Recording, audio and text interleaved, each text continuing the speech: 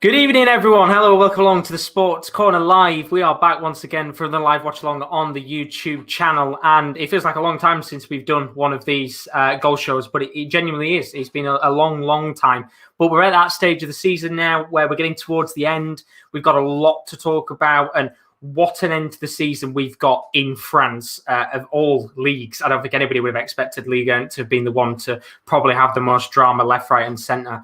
But we're doing a goal show today because we know that the title is on the line in Ligue. And so why not do a goal show for it? All three matches we're going to be covering based on PSG, Lille and Monaco, the three teams that are fighting for the title. And we'll also be covering all of the other games that are going on in the background as well, because it's not just the title fight that is exciting. It's also the relegation battle, which involves potentially up to 6 teams who are going to be fighting for survival. And don't worry, we've got more watch-alongs to come over the next few weeks based on the other leagues in European football. We're trying to maybe do one for the Bundesliga, one for the Premier League.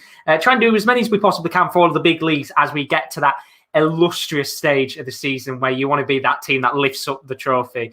So without further ado, we've got 3 games, as I said, all kicking off in about 5 minutes' time. Hopefully you're good as always. It's nice to see everybody in the stream. And as you can see, these are the 3 games coming up this evening. We've got PSG taking on Stade Reims. We've got Lille taking on Saint-Étienne. Of course, Lille, the favourites right now to win the title. And then we've also got Monaco taking on Stade Rennes. Rennes also looking to potentially maybe get themselves into Europe, courtesy of the Europa or Conference League. But we're going to go through the lineups in just a moment's time. We'll start off with the Lille game in a second. But first of all, Kyle is in the building. He's put, hey lads, how are you all? I'm doing very good indeed. We'll find out how the other boys are doing in just a moment's time. I know Ron's just put his thumbs up there, but we'll start off with the first game of the evening. And of course, it's the Lille game. And before we actually go and look at any of the games, this is how the table stands as we speak. Of course, the games haven't kicked off yet, but this is how the game will look, how the table will look, literally as all the games start. Lille will be on 80 points. PSG 3 points behind them, which means PSG tonight have to match the result of Lille, or else they are going to be giving Lille the title. As for Monaco, it is win or bust for them this evening. No pressure for Monaco, of course. But we'll start off with the Lille team. And as you can see, it's a 4-4-2 for Christophe Galtier's side. Mike Mainan is in goal this evening. Back 4 of Renildo, Jose Fontes, Sven Votman, and Zeki Selik make up the back 4. Midfield 4, Jonathan Bamba, Benjamin Andre, Boubacar Samaria, of course, he's very close to move to Leicester City, and Luis Araujo as the wide winger, the Brazilian. And then up top, the ever-present Burak Yilmaz and Jonathan David. They've both been spectacular this season together. Can they bag a few more goals tonight? We will have to see. On the bench, you've got the likes of Xhaka, Ikone, Yazici, Renato Sanchez. They've all had important moments this season in the fight for the title. But as I said, of course, for Lille, a draw might be enough if PSG lose. A win, though, is pretty imperative. They've just got to basically do, well, anything better than a point, to be honest with you. I think a point would be good, but because PSG are 3 points behind, it's always going to be tight indeed. As for Saint-Étienne, it's been a whirlwind of a season for Claude Puel's side. He's starting with a 4-4-2 tonight for Etienne. Etienne Green is in goal. Back 4, Miguel Traco, Timothy Kolodeshiak, Saidou Sow, and Mathieu Debuchy, former Arsenal man. Midfield 4, you've got Dennis Bouanga, Yvan Nenu, Madi Kamara, and Arnaud Nordin. And then up top, 2 very recognisable faces, if you are a Ligue 1 fan. Wabi Kazri, former Sunderland man, of course, and Romain Hamouma, who has been at Etienne for donkey's years now. On the bench, they've got the likes of Oichiche, former PSG man, could come back maybe to give PSG a little bit of a helping hand. And then some other youngsters, the likes of Jouaf and Mouefek, could all come on at some stage in the match if needed. So that is LOSC Lille taking on Saint-Étienne. We'll talk about that game a little bit more in a moment's time. Very quickly, though, Daz is in the building. He's put evening John. Who's John? Don't know who John is these days. He's put, I'm happy my team won 2 games in a row. Good to see, but I'm not John. Carol has put, hey, Daz, hard luck about that, but hope you had fun. Also, congrats to Liverpool for winning. Good result that today, wasn't it? Very special game. But let's move on to the next match because we are kicking off in about a minute or two's time, and it's PSG, who are the second favourites in line to win the title. They're 3 points behind Lille. And covering this game is Rowan. How are you doing, my friend? I'm doing good, my friend. How are you, pal? I'm fantastic indeed. It's simple, isn't it, Rowan? it's pretty much win or bust tonight for PSG. Yeah, got to get the job done. I mean, it's against, I don't want to say an easy side, but they're a tough team, but it's a mediocre side. So middle of the table, PSG should get the job done, but all they can do is win. I think your game is the be-all and end-all. If Lille win, they've done it. They haven't done it, but the thing is, KL's is a sneaky one. Mine is PSG have got to go out there and do a job, which we've seen them do in past previous years, even in the Champions League this season or the season before. I think this is a time where you want your first of all, your veterans of your Di Marias, like your Danilo Pereiras, Marquinhos, Keylor Navas, but you also want your Neymar, your Mbappe, your key star man to shine. And they've got to go for it this match. And they've got to indeed. It's going to be a very tricky game, this one. Stade Rennes fighting for survival this season. And they've got themselves back, Stade Reims, done really well to get themselves out of the fight for the relegation spots. Could maybe sneak back in, dependent on results. And that maybe might not go elsewhere. Because, I mean, Reims have nearly just scored. It turns out it's offside, but it's a good last-minute block from, I think that's Marquinhos, sticks the foot out. But, I mean, early start, Reims got a lot of fire in the soul, but yeah, it's going to be fun. I mean, great team. Navas, Bacca, Kera, Marquinhos, Dagba, then Herrera, Neymar, and Draxler, Mbappe, Di Maria, Paredes, Icardi, Rafinha, Rico, Koismin, Sarabia, Diallo, Florence, and Gay on the bench. But yeah, this game's already got off to a quick start. And then also the Reims, it's Rajovic and then Conan, Abdelhamid, Face, and Foket. Then sort of a midfield five of Cafaro, Chablarin, Kasama, Munsi, Mbuku, and Dia. Over from with Kutesa, Suisse, Suisse. Oh, you know my pronunciations off the roof today. Zanelli, Doumbia, Touré, Dismet, Matisic, Ndiaye, and Drama. It's a tough one. The last time Reims won a game, quite a while ago, actually, all the way back in March, was their last victory. PSG unbeaten in the last 5. It's a big ask for Reims to get something tonight, but is there potentially a possibility that they kill the PSG party? I mean, sorry, they're very energetic. They're coming off a 1-0 loss to Monaco, who are still in the battle for the title. And so they clearly can stop these big sides. 1-0 to Monaco. I mean, they kept a close game with Marseille, drew with Nice recently, but I mean, got only lost by 1 goal to Lille. It's still not in. It's all around. Claiming for handballs, PSG. But the keeper will collect. But yeah, I mean, they've proven that they can compete with some of these big sides at points in the season. I'm just going through. But they're a killer side, PSG, and they've just got to turn that instinct on. It's going to be tough for them, but should be an interesting game indeed. Thank you very much, Rowan. As we know, Stade Reims not safe yet. In fact, when you actually look at the table for the relegation zone, we'll talk about that a little bit more later on, but they're actually only above Brest by 2 points.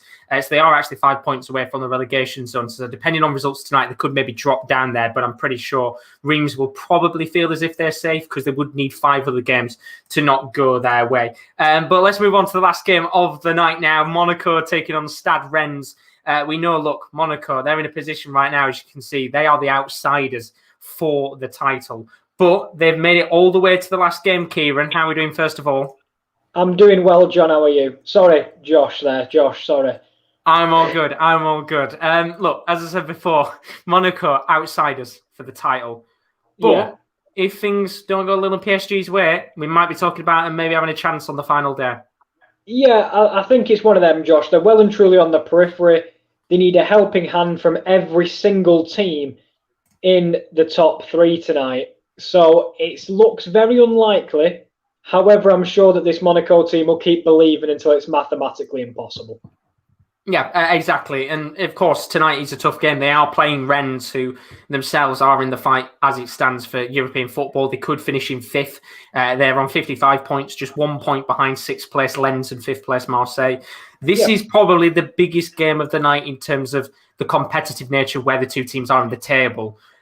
Do you think Rennes can maybe dismantle Monaco's dreams of a title tonight? Yeah, I definitely think they can. I think they've got a very party pooper vibe to them because they've got everything to play for themselves. They're not on the beach like some teams are at this stage of the season. You know, if you're safe and you're not going to get Europe, you're just playing for pride, really. But in terms of Rennes, they're not a bad side at all. There's plenty of talent in that team, as the Monaco team has plenty of talent as well. So I wouldn't be surprised if they got a result tonight because, as you say, Europe is well and truly on their horizons, and they'd like to put a better showing out than they did. Was it the Champions League this year or last year they were in? And they were quite poor, finished bottom of the group. He was this year. Yeah, they were in it. Yeah, and they should have done a little bit better. So they'd like to go back into Europe and give a good account of themselves.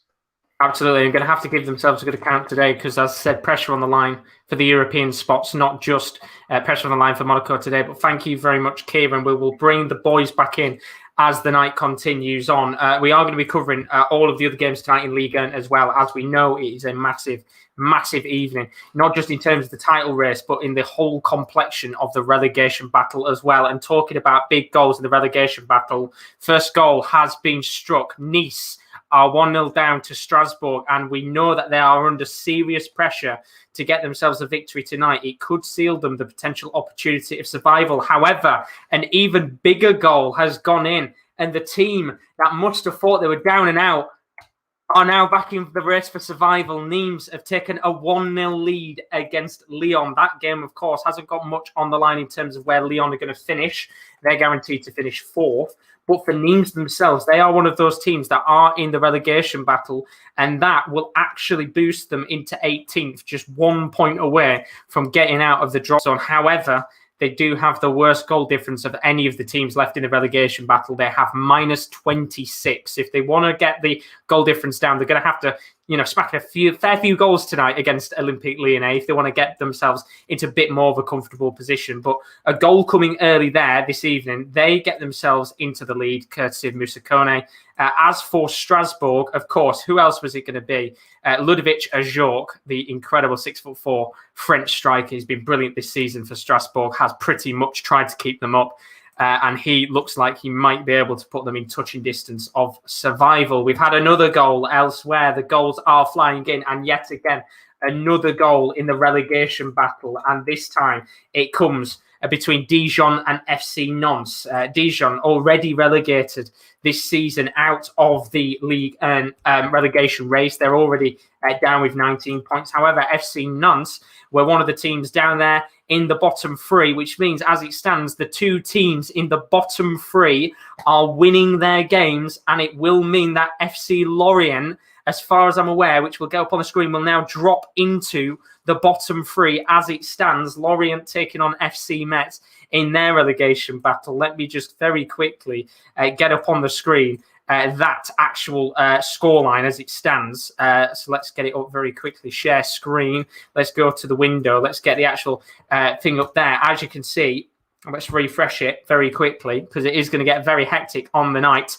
That's how it's looking for now. Nîmes with the 3 points on the board. If they can get a 1-0 win against Lyon, it means Lorient will drop into the relegation zone. They're drawing 0-0. Nantes move all the way up because of their better goal difference of -10 to 16th. Bordeaux could move into the relegation zone tonight, which would be catastrophic, especially considering the fact that they have this season probably been one of the outside punts in terms of being relegated. I think everybody was expecting them to be fairly safe this season, but they're not. And as it stands, they're going to be finding themselves potentially in the relegation zone. And we'll keep you up to date with all of the rest of the games over the night. We'll look at the table constantly to see how things are going in the other games across Liga. No doubt we're going to be going back and forth with checking all of the scores tonight. In fact, we will be going back and forth because there's been another goal elsewhere.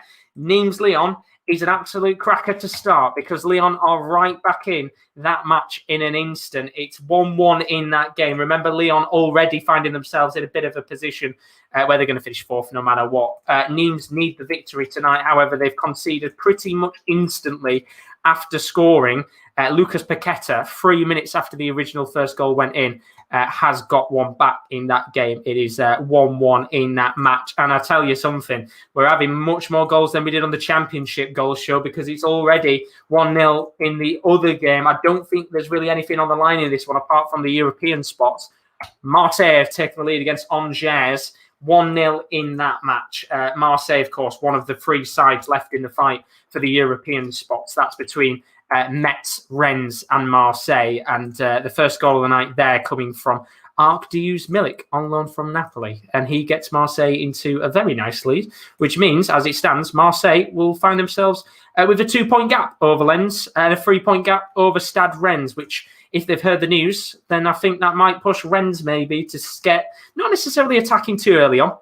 We're only about 10 minutes into tonight's games, but it will put them under some pressure to go out there and get themselves a result on the board. Of course, we will keep putting up the actual scoreboards tonight and the actual table itself to give you an idea of how things are looking. And I was going to talk about the game, but we've had a penalty in the game between PSG and Stade de Reims. Who to? Oh, and it's a red card. It's for PSG. They've got the penalty. Younis Abdelhamid. So it's a lovely ball over the top by Di Maria. Finds Kylian, just plays through Kylian Mbappe. Mbappe takes it past the keeper. Mbappe's then got to shoot. Abdelhamid's going to come across to slide and block the shot. And he's blocked it with his hand. And it's stopped it from going in. So it's very clearly a penalty. But the hand is natural because he's stopping himself to hit the floor. So I think they're checking if it might be... It's definitely a penalty, in my opinion. I mean, it's a natural hand position. He's putting himself down to control his fall. But would you say they're going to maybe withdraw this red card? No, I think he'll give it. The ref was so adamant straight away. The thing is, the ball's going in the net. It's one of them ones like you sometimes see him hit the hand when they're on the floor, but the ball's not going to the net. Whereas that's heading in regardless. It's like when someone stops it on the line, a defender makes a save. And ref's just having a word with the keeper, but Abdelhamid's not leaving the pitch. I'm just seeing it on my screen right now, actually. I think it's a pen. And I don't know about... I think it's a yellow in terms of... It's a handball. But he's put... The hand's not there to stop the shot. It's there to stop himself. So I think the red's a bit harsh. But Abdelhamid's still not leaving. I think VAR must be checking this. Yeah, I'm just looking at it now. He's one of those where, as he's gone to ground to make the sliding tackle to try and protect the ball, I think that is going to be given as a red card. I guess when you look at that, the hand is in a little bit of an awkward position, which makes it look more of a red than... I think it's a red. It's not one of those where it's they could do much about it. But in terms of... It's right decision. You see players making saves on the line with the hand. That's a clear red. He hasn't meant to stop it from going net, as Abdelhamid is going to go off the pitch. He's giving the armband to Chavalerin. But Neymar will take this penalty after a bit of a delay. 12 minutes in, can Neymar swing the favour into put the league into PSG's hands at a point, and then put the pressure on Lille. Neymar big moments. We can see the keeper there. He's bouncing. He's ready. Apparently, he's a penalty specialist as well. I'm not going to butcher his name. I will make sure I say what it is properly before. But Neymar, whistle's been blown. Rajkovic is a penalty specialist at keeper. Neymar's incredible penalties. It's the jittering. Neymar steps up and sends Rajkovic the wrong way. As cool as you like. Not even a strong penalty. Very, very weak, but... He sends Rajkovic one way, 1-0 PSG, Neymar Junior penalty. Thank you very much, Rowan. Big goal, big goal indeed. You said Rajkovic. Well, of course, he is a penalty, very good penalty saver in Ligue 1. Couldn't save that. And it means that PSG, as it stands, have got that all-important goal to put them into the lead. And that changes the complexion of the table, which we will look at in just a few moments' time. I don't think it really changes much because, of course, it was, as you can see, at the start of the night, that's how it stood for Lille, which means PSG will move up to 79 points, be 1 point behind Lille. But as Robin said, it does put the pressure on Lille, who I have got to say have not started well in the first 15 minutes of this match. It has all been Saint-Étienne in this fixture so far. Few dangerous opportunities, I have to admit. One of them coming from Wabi Kazri, who we know this season has been one of the important players for Saint-Étienne in their fight for survival. And as we alluded to earlier, they are one of the teams which are pretty much safe and haven't got anything to play for. Saint-Étienne, safe now, had a lot of pressure under Claude Puel to stay up, but they're much more comfortable now. and will be staying up no matter what. But the problem is, what they've done is they've put like a quarter of the screen dedicated to the PSG game just to see the penalty. And I can't actually see what's going on the attacking side of Lille because they've covered the screen. But it's gone off now either way. As we said before, PSG with a 1-0 lead in their game against Stade de Reims. And now you have to admit it's probably going to be plain sailing for PSG tonight in their game. With Reims down to 10 men, it's going to be hard enough as it is with 75 minutes left of action to try and go out there and get themselves anything in that match. And you could see PSG maybe score a few goals for fun if they're feeling up for it tonight, but we'll have to see indeed. But just looking at the comments and seeing how you guys are doing as we've got a little bit of a break with the goals. It's gone quiet for a second. Kyle has put he wants to see Lille win and not PSG off their perch. And they're going to have to change something up fairly quickly here because this first 15 minutes has not been good at all. Daz saying he thinks he's found a Euros Fantasy League. Not bad. Patton saying he needs 2 goals in the Monaco match. We'll have to see if we get any goals there anytime soon. Kyle saying La Liga down to the final game. Yeah, it is, isn't it? It's a Madrid shootout. But just as Patton says he needs some goals, we have a goal. And it is in the game between Monaco and Stade Rennes. Who's it to? I was about to say, ask and you shall receive. And it is Monaco. And it's Wissam Ben Yedder who chips Alfred Gomes. It's a beautiful threaded pass through to him by Alexander Golovin. He splits the centre-backs. De Silva can't catch him. And Ben Yedder, cool as you like, chips it over Gomes. Time stood still, but it's in off the post. Monaco and PSG doing all they need to do. If everything stayed as it was, Josh, there could be 3 people in it on the final day. Who'd have thought? Who'd have thought? It's going to be one we'll definitely be keeping our eyes on. Thank you, Kieran, because as KL said, it's tight in the race for survival, for the league. They're not racing for survival. That's all safe. Look at that. That's how it stands right now in the Ligue title race. 80 points, which is what Lille currently sit on with a draw 0-0 as it stands between Lille and Saint-Étienne in this very exciting game. We've had a little chance from Zeki Selix from outside the box, but not really much coming from it. But as it stands, PSG and Monaco doing all they need to do to get themselves in the fight for the final day. However, if Lille were to win, then it would be a 2-way shootout on the last day between Lille and PSG. Monaco would be out of it, regardless of the fact that they've got themselves a goal. But I'm just seeing the finish now from Ben Yedder. Of course, they keep popping back to all of the matches tonight. You say classy finish from one of Ligue 1's best strikers. And Wissam Ben Yedder, who's been so crucial this season, might have just put Monaco, as it stands, in a potential good position to take us to the final day. As we only reach around about the 20th minute of all of tonight's games. And, well, we've had quite a bit of action so far, haven't we, in the early sections of this Ligue 1 penultimate day of action. Of course, we've got a long way to go in terms of this evening's games, but we've got another week, and that will be a very exciting final week if the table stays as it is. But back to Lille Saint-Étienne for the moment. And it's got a little bit more cagey now in the last few minutes. I think Lille have kind of weathered the storm of the early pressure from Saint-Étienne in the game, who had a couple of opportunities on goal. We've only had one chance from the home side, which did come from Zeki Selix, which was outside the box. As I said, not a great opportunity whatsoever in the game. But we'll have to see whether or not we do get a few more opportunities from Lille before half-time, because so far, not good at all. We've had a yellow card in the game between Monaco and Rennes. Yellow for Badia Schill. Of course, Monaco getting themselves into the lead in that game, doing all they need to in that match. But one thing you don't want to get is anybody sent off in these pressurising situations. It's always going to be tense, isn't it, in games like these? But you don't want to get yourself sent off in a match of this high quality, especially being a defender as well. You're going to be under some pressure tonight to defend against this Rennes side, who have to go out there and get themselves a victory, remember, because Marseille are beating Angers, and that does make the actual race for the European spots not good at all, because it would actually boot Rennes out of the fight, I think, for the Conference League spot. I think 6th place in Ligue 1 gets it. So it's going to be very, very tricky for them to get it, especially if Lens and Marseille were to win and then Rennes weren't able to win. It would actually boot them out of it, which is a real shame for them. But we'll have to see, because there's a long way to go in all these matches this evening.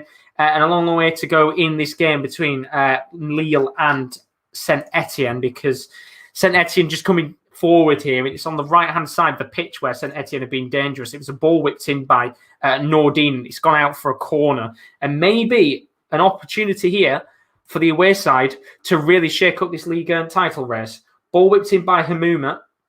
And it's headed away very simply by Benjamin Andre. Comes back out to Hamouma. Ball towards the near post. It's come back in again. And Sven Botman's able to clear his lines. And now there might be an opportunity here for the counter-attack, which the referee is actually going to pull back for a Lille free kick after, I think, it was Kamara who'd pulled down Burak Yilmaz, who was on the counter-attack. So an opportunity there for Lille to break, which hasn't come to anything, unfortunately, because of the actual free kick that's been given in the end. But, tonight, for all of these players, not just in this game, but across the other two games, they will know what the scores are. They will be hearing it from the sidelines. They'll be checking their phones constantly.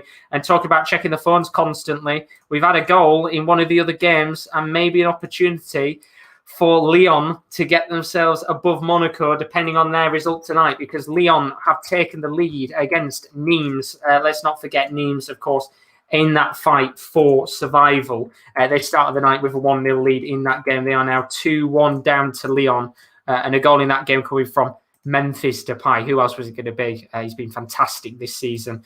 And the Dutchman gets another goal to his name. That's 19 for the season. Same amount of goals as Ben Yedder. And he's 5 away from the 25 goals actually. 6 away from Memphis Depay. Not Memphis Depay. Kylian Mbappe is the player I wanted to say there. With his ridiculously good record. So absolutely very good start to life in the opening sections of tonight's games. 3 goals in that one. And for those of you wondering across the rest of the games this evening, Strasbourg with a 1-0 lead over Nice. Marseille with a 1-0 lead over Angers. Dijon with a 1-0 lead. Dijon losing 1-0 to FC Nantes. Lorient and Metz in a 0-0 draw as it stands. Same with Montpellier and Stade Brestois. And Bordeaux and Lens also in a 0-0 draw, which if you're wondering how it changes the complexion of the table, this is how it currently stands in Ligue 1 after 20 minutes in the league. It is very, very exciting indeed to see how all of this pans out. And this is what it looks like as it stands. Dijon, of course, bottom of the league. Doesn't matter what happens in their game this evening. Nîmes now losing their game, which means they will stay second bottom. A loss for them tonight will boot them out of the league. They'll drop down to 35 points and they will be out and relegated from Ligue 1. Lorient drawing 0-0 as it stands. They need to go out there and get themselves a win. Bordeaux also needing a win tonight. Pressure on them. Nantes doing exactly what they need to keep themselves alive. 3 wins on the bounce, by the way, picking up form at the perfect time. Strasbourg as well haven't won in the last 5, but they're winning tonight 1-0. That would put them in a very good position for potential safety. And then as we move up the league, Marseille with the victory as it stands 1-0 in their game, looking very good against Angers. It means that they will be looking very comfortable to get the European spot. Lyon now winning in their game, as you can see, 2-1. It puts them 1 point behind Monaco. Of course, they cannot finish first and win the league, but they could potentially finish maybe even third by the end of the season. Could still finish second technically, but it would require PSG losing both of their games, and so Monaco as well. And as it stands, of course, Lille 0-0 in their clash against Saint-Étienne. It means they are currently leading the league by 1 point. The pressure really is on in that fixture for Lille to go out there and get themselves something and fast. So what we've got is a real shootout right now between Lille and Saint-Étienne, and a chance maybe here for Burak Yilmaz to come forward, ball bundling in the box, and eventually it's cleared away by Timothy Kolodeshiak, and an opportunity now for maybe Saint-Étienne to drive forward. And as I said before, it's been that right-hand side of the pitch which has been a real menace for LOSC Lille in these early sections of the match. Constant moves forward by Nordin, who has been a real tricky player to basically go up against right now. The 22-year-old has been got an electric pace about him, and fair play, because he's really giving it his all right now to get Saint-Étienne into the lead. But we're going over to Rowan, because there has been a goal in this game between PSG and Stade de Reims. Stade de Reims down to 10 men after an early penalty was given and a red card for handball. Surely it's the second goal for PSG? It is, and it's poor. It's very poor. It's Fouquet, who... the thing is, PSG, really nice interlink play. Lovely 1-2s. I think Neymar and Herrera, or even Draxler, lovely 1-2s. Reims do really well to like stop this attack. And then they're passing around nice in their own box. That's always dangerous. Ball gets out to Fockett and he doesn't know where to go. He should have just hoofed it long. Instead, he puts it across his own face of the goal. And Kylian Mbappe sticks his foot out, pokes it into the back of the net. Just shoddy defending from Fockett, who had defended really well originally. So 2-0 as it stands, and PSG it's all them. Reims had a chance. I think Mbunku played a lovely chip ball through to the main striker that nothing came of it. But yeah, it is all PSG right now. Certainly is indeed, as you would expect. Thank you very much, Rowan. 2-0 as it stands. Just seeing the goal, exactly as Rowan said. Very, very sloppy at the back. A very simple goal for Kylian Mbappe. That's goal number 26 of the season for the Frenchman, who is looking on course to finish with the Golden Boot in France. Absolutely electric season, as always, as you'd expect from a player of Mbappe's quality. And with PSG winning that game 2-0, it looks like that game's pretty much done and dusted already after 25 minutes. There is not really much of a chance of Stade de Reims coming back, especially with the extra man advantage for the home side. So a lot of work to do there in that game. And talking about work to do, another goal elsewhere. While that was going on, Nîmes are now 3-1 down against Lyon. Remember, Nîmes tonight need a draw or a win minimum to stay in the league. And it looks like tonight Nîmes are going to get relegated as it stands. They're 3-1 down. That would put them 5 points away from survival. And ultimately, as it stands, it's looking all doom for Nîmes. Another goal in that game for Lucas Paqueta. That's his second of the match, 2 in 16 minutes for the Brazilian. And Lyon looking on course to pick up what would be a very big 2 points for them, because that's how the table stands for the top three.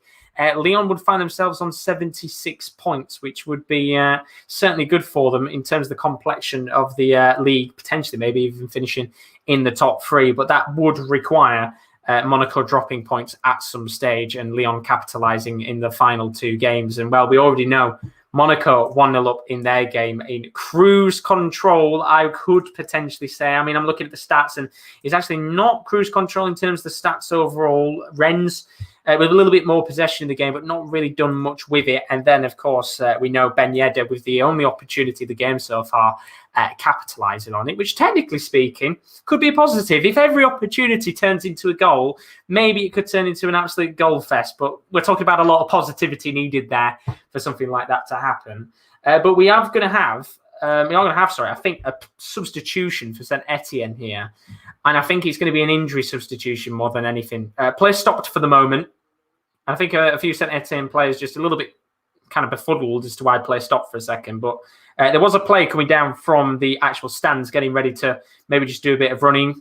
Could potentially be an early substitution. Could maybe be just a bit of warming up ahead of the second half. But, you know, we've got 20 minutes left of this first half. Not really much going on in it, if I'm being honest with you. But you never know. It could turn into a very lively game just like that. You just need one opportunity on goal and it could turn into a very, very exciting game indeed. But as I said, for Nîmes, it is all doom and gloom right now. They have got to get themselves 2 goals back in that game. I'm looking at the stats and I mean, wow. Lyon could have probably had about 7 or 8 in the first 20 minutes. They've had 12 shots, 8 on target in the first 25 minutes of action. Nîmes have had 1 shot, 1 on target, 1 goal. So that sounds very football manager-like, but not going their way because Lyon do have themselves 3 goals in that match. And, well, with the way that the stats are looking, expect that one to maybe have a few more goals in it by the end of the first half, maybe a few more by the end of the game. We'll have to see as the rest of that game continues on. Nice, Strasbourg, that one 1-0 in that game. Strasbourg dominating that game in terms of opportunities, but not in possession. 68% possession for Nice. Not really great deal going on in that game whatsoever right now. And, well, we'll talk about a goal elsewhere because we've got a goal. And we know Monaco 1-0 up against Stade Rennes in their game. As it stands, 3 points behind Lille. Have they got a double or are Rennes back in it? Make it 2-0 Monaco, and it's Alexander Golovin. It's a big favourable deflection from De Silva, the centre-back, but he picks it up on the edge of the box, shuffles it to his right foot, takes a strike at Gomis's goal. Probably comfortable for the keeper. De Silva does his best, sticks out a leg, but he sticks it past his own keeper in the process, and it's 2-0 to Monaco in the driving seat and well and truly back in the race. Back in the race indeed. Thank you very much, KL. And look, both these teams that aren't Lille are doing the business. 2 goals in the first opening minutes for PSG. Yes, they are, of course, with the extra man advantage, but they're doing what they need to right now. But there might be a chance here for Lille. Ball played over towards Jonathan Bamba, but cleared away in the end by Timothy Kolodesiak. It will go out for a corner. And as I said earlier, it is going to be a situation here for Lille. They will hear every goal that's going in, especially with the members on the touchline that will be keeping up to date. They'll be constantly checking their phones every 5 seconds to keep up to date with the scorelines across these 2 matches. And they will know that they're going to have to turn up very quickly, because with both PSG and Monaco leading, I'm just seeing the Monaco goal right now. And as KL said, a very heavy deflection on the goal, but I don't think Monaco will care if it comes off any of their players or other players. As long as it's in the back of the net, it doesn't matter. And they're doing everything they need to right now. And look, I think at the end of the day, Monaco will know that they are outsiders in this title race. A lot of things have got to go their way to win it. But if they can finish the season potentially with 80 points and finish in the top 3, I think that is a fantastic season for Monaco, because they were outsiders anyway in this title race. It's always been Lille and PSG as the 2 kind of teams that have been pitching and fighting for the title all pretty much year long. But Monaco found themselves in these last few weeks, getting themselves back into it, and fair play to them. And what they've done is they've got Niko Kovac. They've pitched a very young team. They've kind of idolised the likes of Tuchumeni and the young players like that to go out there. Badiashile as well is another example. They've pitched a very good team over the last few years, and fair play to them, because they're getting themselves into a very good position. And I mean, as KL said, why did they have to lose to Lyon? Because we could have been sat here with 3 teams all pretty much separated by a point. It would have been fantastic, but we got drawn in that game. I guess it was a nice game overall. But Auden Rees, welcome along to the stream. Hope you're good as always. And KD's in the buildings. But hey up, boys. Bet you weren't expecting us to be live with this. You thought, well, we're going to be on with the basketball. He will be back with the basketball on Tuesday. For any of you wondering what happened to that, it is a shame. Of course, we can do that tonight. But he will be doing the playoffs. We'll talk about that a little bit later on at half time. Of course, with all of the other stuff going on as well. But we've got a yellow card in the Monaco game. Another defender on a yellow card. Maripan now, the other one going into the book, which means both centre-backs on a yellow. They do not want to do what Reims have done in their game and get a man sent off, because that could maybe change the way things go in that game between Monaco and Stade Rennes. But they've got the 2-goal cushion right now.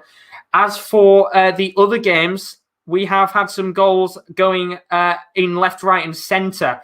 And it is absolutely humongous in the complexion of the relegation battle. Let's start off, first of all, with the first goal. And it was Lorient under some pressure to go out and get a goal. And they have. It's 1-0 to FC Lorient in their game. Unfortunately, I know there'll be a lot of you guys asking, is it Terran Moffi who scored the goal? It wasn't Terran Moffi who put the ball in the back of the net. It was, in fact, Johan Wisser who's put the ball in the back of the net for FC Lorient. Big goal in that, which we'll talk about that one in a second. Because also, another goal elsewhere in this complexion of the relegation battle, FC Nantes up against the bottom of the league, Dijon. They're now 2-0 up in their game against Dijon. And that goal in that game going to Randall Kolomoani. What a name that is. Fantastic for him to get a goal there. Puts Nantes into a very good position for survival. However, a moment of madness, because Bordeaux have just blown this relegation race wide open. It's 1-0 Bordeaux, which means as it stands, all 4 teams at the bottom end of the league are winning. And talking about chances, we've had a chance at the top end of the table as well between Monaco and Rennes. Take it away, Kieran. This was Rennes' chance, and it was a really big chance. It wasn't just 1, it was 2. It fell to the edge of the box to the experienced Stephen Nzonzi. Let's be fair, Josh, not known for his goal-scoring prowess. He picks it up from the edge of the box and he tries to pass it, really, into the far corner. But it was too hot for Lecomte to handle, so he parried it. But he parried it into the path of the onrushing Faitut Mouassa, who hit it too hard, and it just went over the crossbar in a relatively open net. It's unfortunate, but it's 2-0 still to Monaco. Rennes' first big chance, that. Big chance indeed. They're going to have to get some goals back quick in that match. Thank you very much, KL. Let's have a look at how the table stands as we speak in Ligue. And this is how it's looking at the bottom end of the table. No, it's not. That's lies. It's not 0-0 Bordeaux. Lying to us there. That's how it stands at the bottom end of the table. Look at that. 2 points are now separating. Reims are right back in the relegation race. I mean, look, at the end of the day, they still need some things to not go their way. They've got the -5 goal difference, which puts them in a much better position in terms of survival. But I'm going to stop for a second because there's a long-range effort taken on here in the Lille game by Jonathan Bamba. He's calling for a handball. Referee doesn't give it. But that is how it stands. Bordeaux will not be at the bottom of the league, in the relegation zone. They will actually move up. It'll be now FC Nantes, who were winning 2-0 in that game, but they will be at the bottom end of the table, even with a win. Lorient are winning as well. Brest going to be under some pressure. And there we go. That's how the table looks right now. It means Bordeaux will move away from the relegation zone into 14th place as it stands. Brest drawing. That could still be enough to keep them away from the bottom three. FC Nantes, however, winning 2-0 is still not enough because of their, very, very disappointing beginning of the season. They've got 3 results recently, but there's a chance here for Lille, and what a chance it was for Luis Araujo to make it 1-0 to Lille, and it was an opportunity that the Brazilian will not look back on fondly because it should have been 1-0 to the home side, and it was Burak Yilmaz with a lovely dinked ball towards the Brazilian forward. He's in the middle of the inside of the box. So all he's got to do is curl it into the right-hand corner, and he just doesn't get a good enough trajectory on the ball. And in the end, it goes out of play for a goal kick. But a massive, massive opportunity there for Lille to get that all-important goal in the title race. But ultimately, for now, they are going to still find themselves 0-0 in that match, which is not good at all, especially with PSG and Monaco both winning 2-0.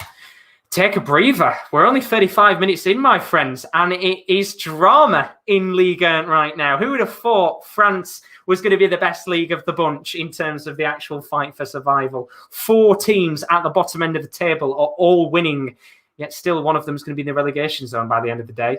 As there's a chance here for Burak Yilmaz from the inside of the box. He's laid the ball outside to Jonathan Bamba.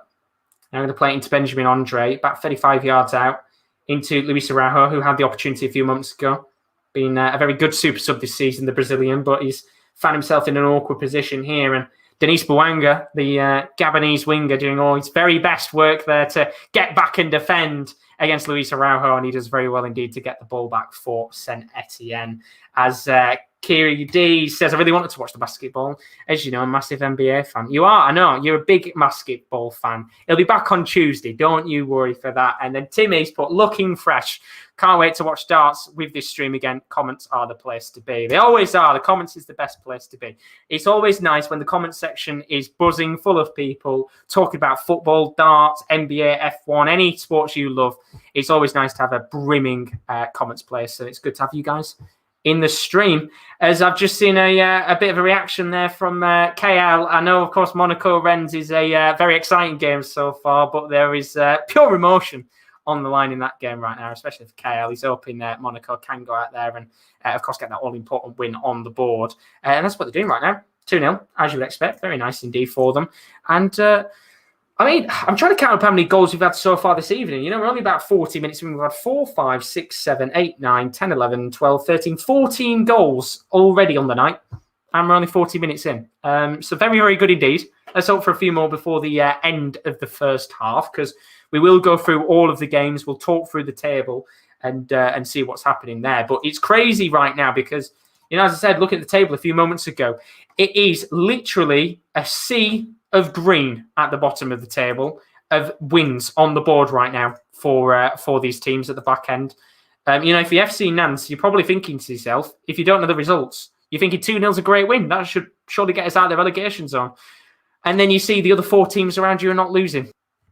That's just the way Ligue 1 is right now. It's an incredibly, incredibly tight race. But we've got a free kick here in the Lille game. And it's a little bit too far out to hit this one. You know, we saw Burak Yilmaz hit a 35-yard free kick a few weeks ago.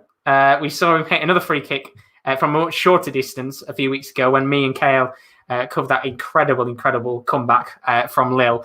I don't think he's going to be hitting this one into the back of the net. It's a little bit too wayward. So this one's going to be whipped into the box. And it is going to be, I think, Ikone who's going to be the man who stands over this with potential chance to whip this into the box. And I'll tell you something, if they could get a goal here before half-time and make it 1-0, then this would be massive. Ball's lobbed into the box, comes towards Hamuma, who's headed it away, and in the end, it's a very comfortable clearance. Not really much going on here for Lille in this first 40 minutes of action. Although saying that, I think the referee here has given another free kick, this time to Bucci with a foul. The referee has given a free kick and maybe an opportunity now to not necessarily replicate the free kick they just took, but whip it into much better position and get someone like a Sven Botman to head it into the back of the net.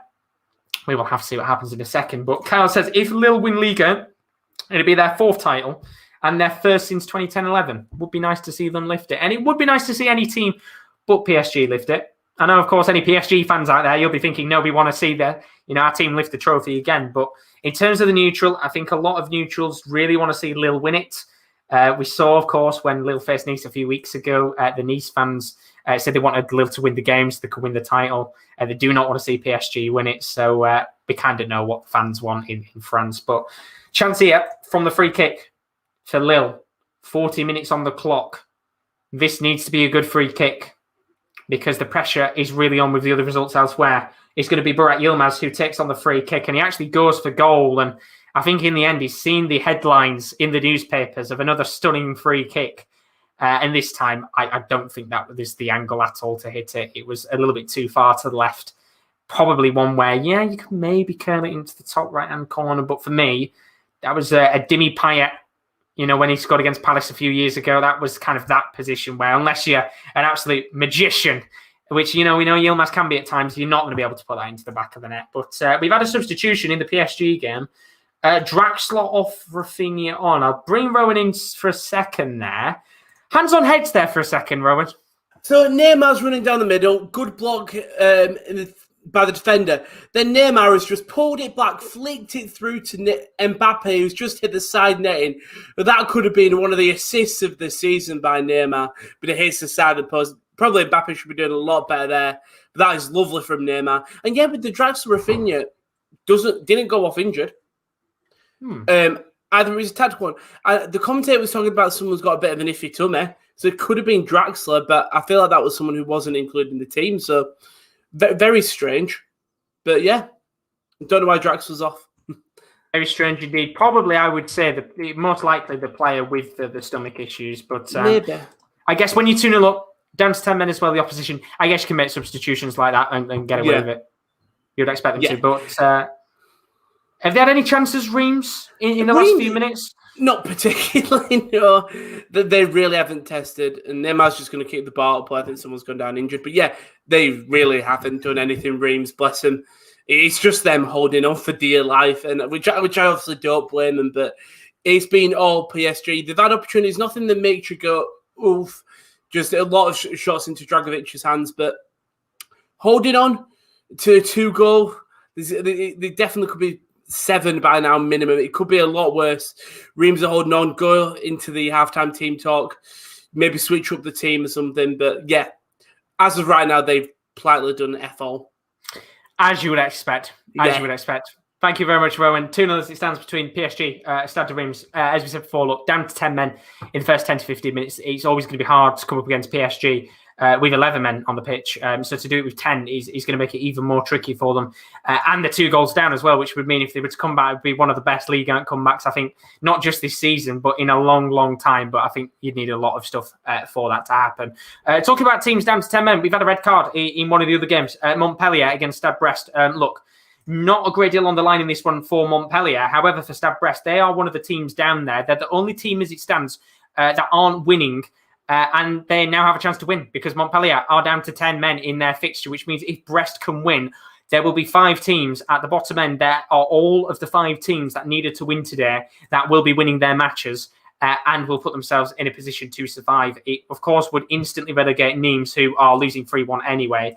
But as it stands, absolutely incredible to see that they are, of course, 0-0 in that game, and maybe even a chance to win, which would put 5 teams at the bottom all winning on the penultimate day, which will make things very exciting for the last day, considering they'll all be going in technically on winning form. But we will have to see as the night continues on whether Montpellier can be broken down or not. And talking about teams that need breaking down, Saint-Étienne are giving Lille a very, very good game. I have to admit, look, it's not the most spectacular watch in the world. There's not been many chances. We've had one shot on target.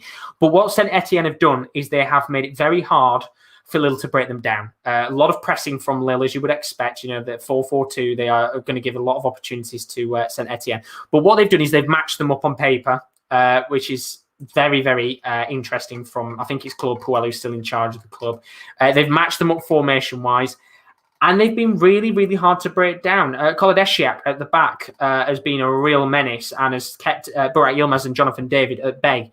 In fact, I don't think we've actually seen Jonathan David in this first half overall, which is a shame because he's a very, very good player on his day. But if Saint-Étienne can keep going the way they are, it's going to be very, very hard for Lille to break Saint-Étienne down. And they will know at half-time, if they don't go in with a goal on the board, they're going to be under some pressure. They will know, all of the players will know at half-time that PSG and Monaco are winning, which will have to give them a little bit more drive to go out there and get a victory. But we'll have to see what goes on as we do go into one more minute of additional time in this first half. Jacob's in the building. How are you doing, my friend? Welcome along to the stream. Can we maybe get a goal here before half-time for Lille? We will have to find out because they've had no shots on target in this game so far, and that is not good enough from, I would say, champions-elect. But right now, they are still champions-elect. But PSG and Monaco are giving them a very good run for the money. And it's going to be very exciting to see how the second half goes when those teams do come out and hopefully push for a few more goals. But we're getting half-time across some of the games and what an evening of football it is in Ligue. And my lord, the relegation battle has to be the closest in European football by a country mile. And all the teams at the bottom end of the table are winning. First up, Bordeaux at halftime, 1-0 against Lens. We'll talk about that one in a little bit of a moment's time. But the team, which I think maybe not many people would have expected to have been down there, are down there. And Bordeaux are beating Lens, who need to go out there and get themselves a victory. Let's not forget if they want to get European football at halftime in their game. Halftime in the game between Dijon and FC Nantes. Dijon already relegated this season. Nantes, again, do need to go out there and get themselves a victory. It's 2-0 in their game at halftime. They're doing exactly what they need to in their game. Lawrence as well, halftime in their game. And pretty much, I'm pretty sure, looking at it, we're halftime across all the games in Ligue 1. And we'll talk about those relegation games in just a few moments' time. But I think we have to focus on what is an incredible end to the season here, because that is how the Ligue 1 title race stands as we currently speak. Monaco with a 2-0 lead against Stade Rennes on 77 points. PSG with a 2-0 lead against Stade de Reims, now on 79 points. Lille drawing, which is not the result they want, because it does mean that Monaco and PSG, PSG regardless, probably going to be in the race of the final day now after getting a victory. It would require Stade de Reims coming back in that match, regardless of whether Lille were to win or not. But Lille are going to have to go out there and get themselves a victory on the board and knock Monaco out of the title race, or we will be going down to the final day with a 3-horse race for the title. And that is what you want to see. And we'll go across the grounds now and we'll talk to the two boys, of course, covering the other games tonight. We'll start off with the Monaco game, because they are the outsiders in Ligue 1 this evening and pretty much over the season, aren't they, to go out there and win the title. But so far, KL, so far so good. 2-0 the win. Yeah, if you could write a script for a perfect first half, I think that's what Monaco would have written. I think they have definitely been the better side in front of goal. A slice of fortune about the second one from Alexander Golovin, but if you want to grab yourself and bring yourself back into the race, you're going to need a little bit of luck sometimes. But Stade Rennes, plenty of the ball, not too much in the way of substance, I'll be honest, but on the counter, Monaco have been absolutely electric, and just some brilliant play by Alexander Golovin to create one and score another is the difference in this first half. Absolutely. When you look at the stats of the game, 58% possession for Rennes. We spoke about it earlier. Rennes having a lot of possession in the game. 3 shots, 2 on target. But, most important stat, Monaco, 4 shots, 2 on target, 2 goals, and finding themselves in a very comfortable position. Yeah, definitely. And as we said earlier, Rennes their attempts, if you think about it, 2 of them came at once with that save and then deflection being parried into the path of Mouassa. So in terms of actual goal-scoring chances, they've been few and far between for the away team. Lots of possession, but none of it useful possession, none of it creating anything. Whereas Monaco, when they've been in front of goal, they've been fairly deadly so far. And the good thing about this half, I've got to admit, if you're a Monaco fan, is you're keeping a clean sheet and you're denting the goal difference between you and top of the league, Lille, at the moment. You're within 5. You'd still need a hefty swing, but you're doing all you can do. Exactly, and keep bashing the goals in. I mean, in comparison to PSG's goal difference, they needed another 19 goals, so under quite some pressure there to go out and get 19. Well, I know maybe 7 red cards in the second half we might get there, something about that, but that is one worry, I will say, if you are Monaco, is the 2 centre-halves being booked, because one false move between them 2 and you are facing 10 men, and then you've got a much bigger task on your hand. But in terms of both teams, Rennes will not be happy with the way they played. And for me, if we're going to talk subs, I really do need to think they bring on an out-and-out striker, because Martin Terrier is not holding the ball up well enough. So I would look to the likes of maybe Guirassi to be that number 9 player in the team. But that's my opinion. I guess as well with the defenders, when you look at the bench for Monaco, there are maybe 1 or 2 players that could come on there. Do you think maybe they take one of the defenders off just to make sure they're not running the risk of going down to 10 men? Yeah, I think, Disasi is a more than accomplished replacement. Maybe you bring off the likes of Badia Shiel, slightly younger, a little bit more naivety about his game than Guillermo Maripan, who I think has been the experienced head that's brought stability to the back 4. But yeah, and even in the way of attacking substitutes for Monaco, I think Diatta can bring electric pace off the bench late in the game, and he could really be crucial to, when tired legs come into play. De Silva is a great reader of the game, but not the quickest. Maybe unleash the pace of Diatta late in the game. But for me, Monaco don't need any changes just yet, but you do worry about the centre-backs. You're going to have to worry. Obviously, a lot of pressure on the line here for the title. There's going to be nerves in terms of that side of stuff, but not nerves in terms of the scoreline, because they're 2-0 up, looking comfortable. And as we know, 3 points away from Lille. They're just going to be hoping that Lille draw, and they'll be in it. Maybe even a loss as well. Yeah, I mean, obviously the perfect result for them would have been PSG dropping points. That looks nigh on impossible at this point. So, fortunately for them, Lille not taking the most of their advantage, and as long as they're within touching distance, they'll have some level of belief. They certainly will. Indeed. Thank you very much, KL. 2-0 as it stands to Monaco against Stade Rennes. And it's also 2-0 as it stands between PSG and Stade de Reims. And Rowan, we already know, look, Monaco have got a fairly decent job on their hands there with a 2-0 lead. But PSG have got it much more easier because they've got the extra man advantage. Yeah, the game is completely different. I think it was so early on as well that red was given that Reims haven't had a chance to really get going. It's been the PSG show, as you'd expect, but it's even worse. Just that red card, I think, I do feel sorry for, I'm going to try to pronounce, Wout Faes, I think he's the centre half, because bless him, he is trying to do it all by himself. Because I think they're still sticking with the back. They're playing with the back 3 practically, with Kasama dropping in when he's needed. But Faes is having to sort of try contain Neymar and Mbappe all at the same time. And you know what? To keep it at 2-0 is sort of quite commendable, because it could be a lot worse. It could be. And, when you look at the stats of the game, which I'm going to get up now, of course, PSG, 13 shots, 4 on target. Not as many on target as you'd expect, but they've got 2 goals anyway. Reims, 37% possession, 1 shot, none on target. That is pretty much the run of the mill, isn't it, in a game like this? Yeah. Where you're down to 10 men against a side like PSG. It's going to be impossible to get anything against them, even with 11 men. Yeah, there's been little opportunities. Nathaniel Mbuku, the 19-year-old winger, he's electric on that wing. I mean, Kieran talked about Crap and Diatta come on and bring that pace and engine. That's what Mbuku's doing right now, causing so many problems for Mitchell Bakker there. And the striker Dia, he's only had that 1 shot, as you saw. It was right at the end of the half, and he just put it over the crossbar. So it was close, and they didn't do anything with the corner. But I do feel like Reims may possibly could get one back, and then PSG will just run away with it. But they've had moments, but then moments created to nothing. And most importantly as well, I guess they will hear the news at half-time that all 5 teams below them are picking up points. 4 of them are winning, 1 of them are drawing, which means Reims are going to have to go out there and try hard to get something. It's tough. It's going to be very tough for them. But comeback, maybe, classic. Oh, I very much doubt it. If they had 11 men, yeah, because it would allow them to sort of allow players to push up a little bit more.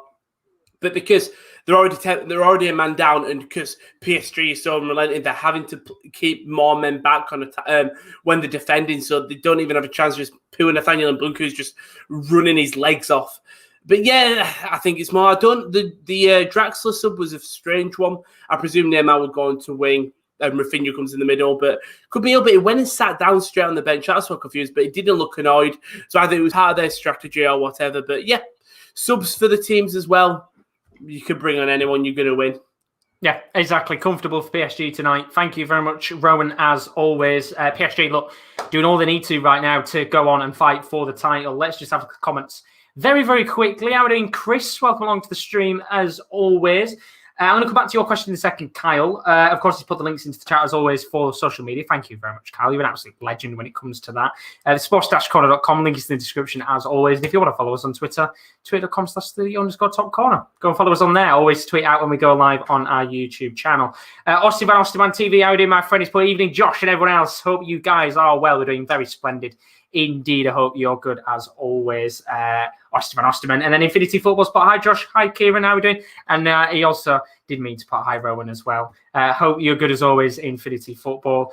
Chris has put goalkeeper to score winner in this watch along.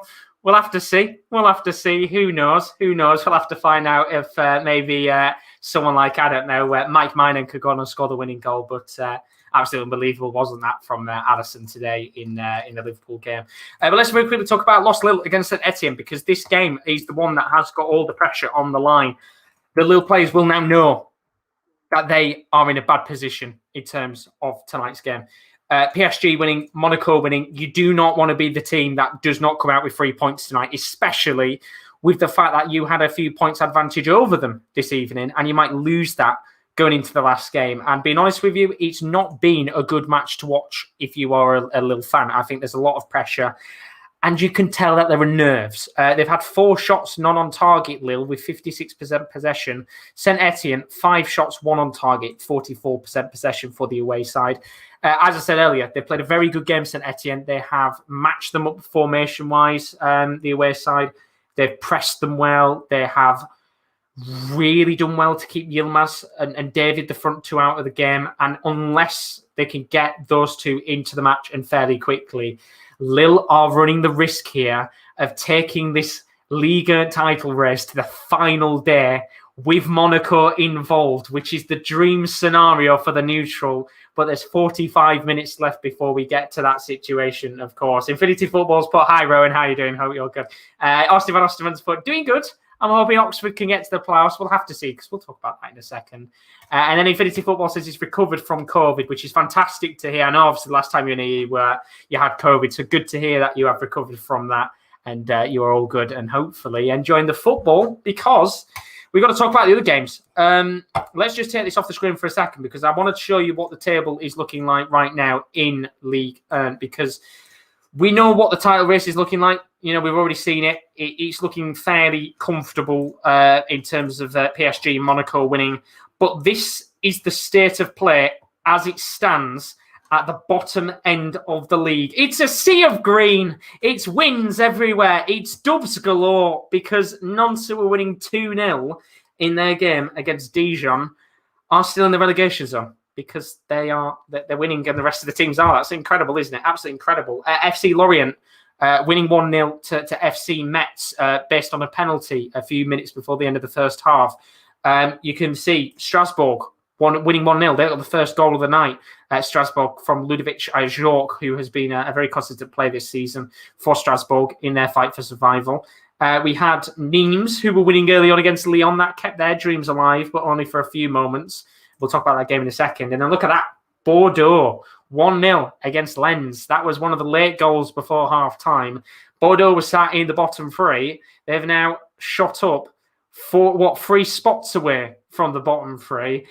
And there's more drama, I think, to come over the next 45 minutes, you would expect, because that is going to change constantly, I would say, in the next 45 minutes of action. It will chop and change, and who knows who's going to be in the relegation position by the end of the night. It's bonkers, absolutely bonkers. What we do know, though, is that Dijon are already relegated, losing 2-0 to FC Nantes tonight. Very disappointing for them. They were relegated a few weeks ago, only on 18 points.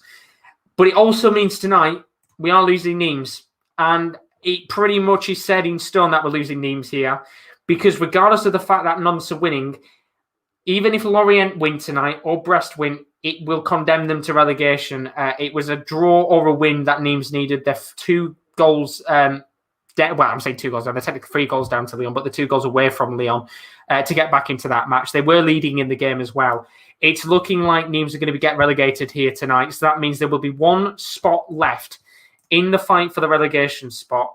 And it also means that Stade de Reims are now back in the fight for survival because all of the teams around them are winning. And that will change. That will change as the night continues on. We could see some of these teams lose this evening and Stade de Reims be safe, but they're being dragged back into it as it stands, which is really not good indeed. But let's have a look at some of your comments and see what you guys have been saying over the last few moments. I know Kyle put a comment, which I will check in a second. And as Chris put, as much as we had our moment with Alisson winner, but let's not have the giggles and have cup of tea and biscuit attitude. We need to do exactly the same against Burnley and, of course, get yourself into the top 4, which is very true. Very true. You can celebrate this goal today, enjoy the moment, because it's a very nice moment to watch. But if you do go and lose to Burnley next week, then that moment, what you had, that incredible Alisson winner, means nothing. And it'll feel like an incredible moment where just it doesn't mean anything in the complexion of the top 4 race. So I do understand your point on that one. But Kyle did ask us, as we have just got into the games in a moment, just on Sheffield United, if you don't mind for a minute, should they hold on to all of their players of the team? And do you think they'll be bounced back to the Premier League next season? My answer to that is, I think it's going to be very hard to keep a lot of the players. I think not Premier League clubs. I think there'll be a lot of Championship clubs after their players. I think there's a lot of players who will be getting on, who will want to move on. We know Lundstrom, I don't know if he's going to be there next season or not. Billy Sharp's getting on with age. McGoldrick, very good player, well worth keeping in the Championship. The back 5, I think is great. Andy Stevens, Jack O'Connell. Jack O'Connell is the one for me that will leave and will probably move to a Premier League club. I don't know where, but I think he's one of the players that will leave and move on to better things. But I think a lot of that squad will stay. But there's just 1 or 2 players here and there that I think might depart and maybe move on to another club. But there's a lot of them I think are Championship level players. In my personal opinion, maybe you disagree with me. Maybe you think there's quite a lot of them that are Premier League, and if you do, then that's very understandable. I can agree to certain extents on some players, but Jack O'Connell is the one for me that will probably find a club in the near future and move elsewhere because I think he's a brilliant player on his day. Absolutely brilliant. And then Grassi has come on for Stade Rennes in the game between Monaco. We are underway, of course, with the rest of the matches in Ligue this evening. So, of course, Monaco 2-0 up in their game against Rennes. They brought a striker on Rennes to see if they can get something in their game. And talk about something. There's a chance here for Wabi Kazri, but he is going to be flagged as offside. And, another one, Infinity Football, Ramsdale will not stay. He's another one. I would have said that probably will go out the door and move on to better things. And then Austin says he thinks the Sheffield United might get playoffs at the very minimum next season. It depends on who they get as the manager, I think. Because as long as they don't stick with Heckingbottom, I think, if they can go out there and get themselves a good Championship reputation manager. I heard they were looking at Jukanovic, which, he's a master of getting teams from the Championship into the Premier League. I guess you could see is the role reversal, Sam Allardyce, but there's a chance here for Lille to come forward. We're going to have to stop for a second. Brett Ilmaz, inside the box on the left wing, plays the ball into the path of David, and he's not put the ball in the back of the net because who's there? Timothy Kolodeshiak. What a player he's been in this match so far. and it was a pretty much all but certain opportunity for it to be 1-0 to Lille, and he does so well, the Frenchman, to just get in front of Jonathan David and block the shot. And in the end, Lille will get themselves a corner here. And they're going to have to make the most of this set piece, which is going to be whipped in by Bamba towards the near post, headed by Jose Font, but nowhere near the goal and out of play for a goal kick and an opportunity that has certainly gone wide for LOSC Lille there. You just thought for a second maybe that might give them the opportunity to go out and get themselves a bit of confidence, especially in the early sections of the second half, but not a good header from the former Southampton man. And Lille already under some pressure. And as I said, the players will know now that PSG and Monaco are 2-0 up, so there's going to be a lot of work to do. But Chris saying Jukanovic is the man. I think he is. As I said, I think he's the role reversal Allardyce. You know, if you're looking at a championship manager that knows his way around getting promoted, then Jukanovic is one of those managers that knows the business of the championship. I mean, Eddie Howe, he's one of those names that'll be in the hat, maybe. I don't think he'd want to go to Sheffield United, though, but it all depends on what they want to do in terms of the manager that they want to bring in. I'm trying to think of any other managers that are available these days. I don't think there's really many big championship managers, on the cards from the top of my head. I mean, I think probably Jukanovic is the right person to go for, in my opinion. I think he'd be a very good a very good player. Very good manager. He knows the business, and I think he will probably go there. And then also looking at the rest of the chat as well, Osti Van Osterman's asking, who do you think will be the next Spurs manager? I'm surprised. I think Dominic Tedesco is one who's available, the Italian, former Bundesliga manager. He's leaving Spartak at the end of the season. I think he's worth a shout for the job. Paulo Fonseca, if he wants to go straight into another job after Roma, maybe a shout for Spurs. I think it's all based on what are Spurs' aims. Do they want to go out there and spend big and get a world-class manager in? Because, there's not many available on the market. You've got Allegri, who's the obvious choice, but, Real Madrid have been heavily linked with him in the last few days. Zidane is going to be available potentially, but I don't see Zidane thinking, I want to go to Tottenham Hotspur. I mean, it's more likely that somebody comes knocking at my door and picks me as the manager for Spurs than Zidane going there. I don't see Zidane thinking, I want to go and join the mighty Tottenham Hotspur and manage Eric Dyer these days. I think they will probably look at someone who's been in the Premier League before. I don't think Tottenham will go out there and go big. I think they'll go for a boring choice. But you never know. We'll have to see overall. But we've had a goal elsewhere in one of the games in this evening's action. It is in one of the games where the European fight is on. And as it stands, Marseille are now 2-0 up against Angers. They'll be absolutely delighted at the news that they've heard, obviously knowing that Lens and Rennes are both losing at the same time. And Marseille now one step closer towards getting themselves a guaranteed European spot. A second goal in that game for the Polish forward, Arkadiusz Milik, who's been fantastic this season towards the back end for Marseille in their fight for the European spots. And as it stands, they'll be very comfortable to go into Europe next season, which is good to see because after all the stuff that's gone on at Marseille this season, when he started off with Andre Villas-Boas, then he chucked his toys out the pram when Oliver Nchan joined, and then he cried and left and had a really big hissy fit. At least they're going to get Europe out of it, and fair play to them because it's been a tricky season for them. They had FFP issues. They had a screaming baby manager in their AVB, but they've now got Sampaoli, who's done very, very good in charge of them towards the back end of the season. And I believe that now means Marseille are on, this will be 3 wins in the last 5, which is very good for them, especially at the back end of the season, because we know that they've been under a lot of pressure from Lens and Rennes over the last few weeks. But they're in a very good position to claim that 5th place spot, which would be very nice for them. And I believe, because of their inferior goal difference, if Lens do lose, 5th place will be pretty much guaranteed tonight for Marseille. So good result for them in their match, if they can get it. But look at the chat. Russ has put full-time at Sheffield United with a win. 17-year-old Daniel Jebison has basically caused Everton to pretty much pottle European football. And then apparently it's 4-0 Barcelona in the Women's Champions League final. which is mad because I think probably we were saying about it before, me and Kieran, that Chelsea kind of are the most recognised women's team in women's football, and Barcelona giving them an absolute spanking right now, which is crazy. But let's go over to the Monaco game because there's been an opportunity in that match between Monaco and Stade Rennes. It was a hands-on head moment for KL, but who was the chance for? It's always a bloody hands-on head moment, but it was a chance for Monaco. Unfortunately, it was offside, which the flag came late, as it always does these days. So basically, it was a whipped ball in by Djibril Sidibe from a dead ball, a free kick, and it was a lovely diving header by Volland, saved by Gomes. God bless Volland, had to get up again and do another diving header, the first subsequent diving header I've ever seen, but he headed it over the crossbar. I thought he was going to put it in, but as I say, the flag came up a little bit late. So still 2-0.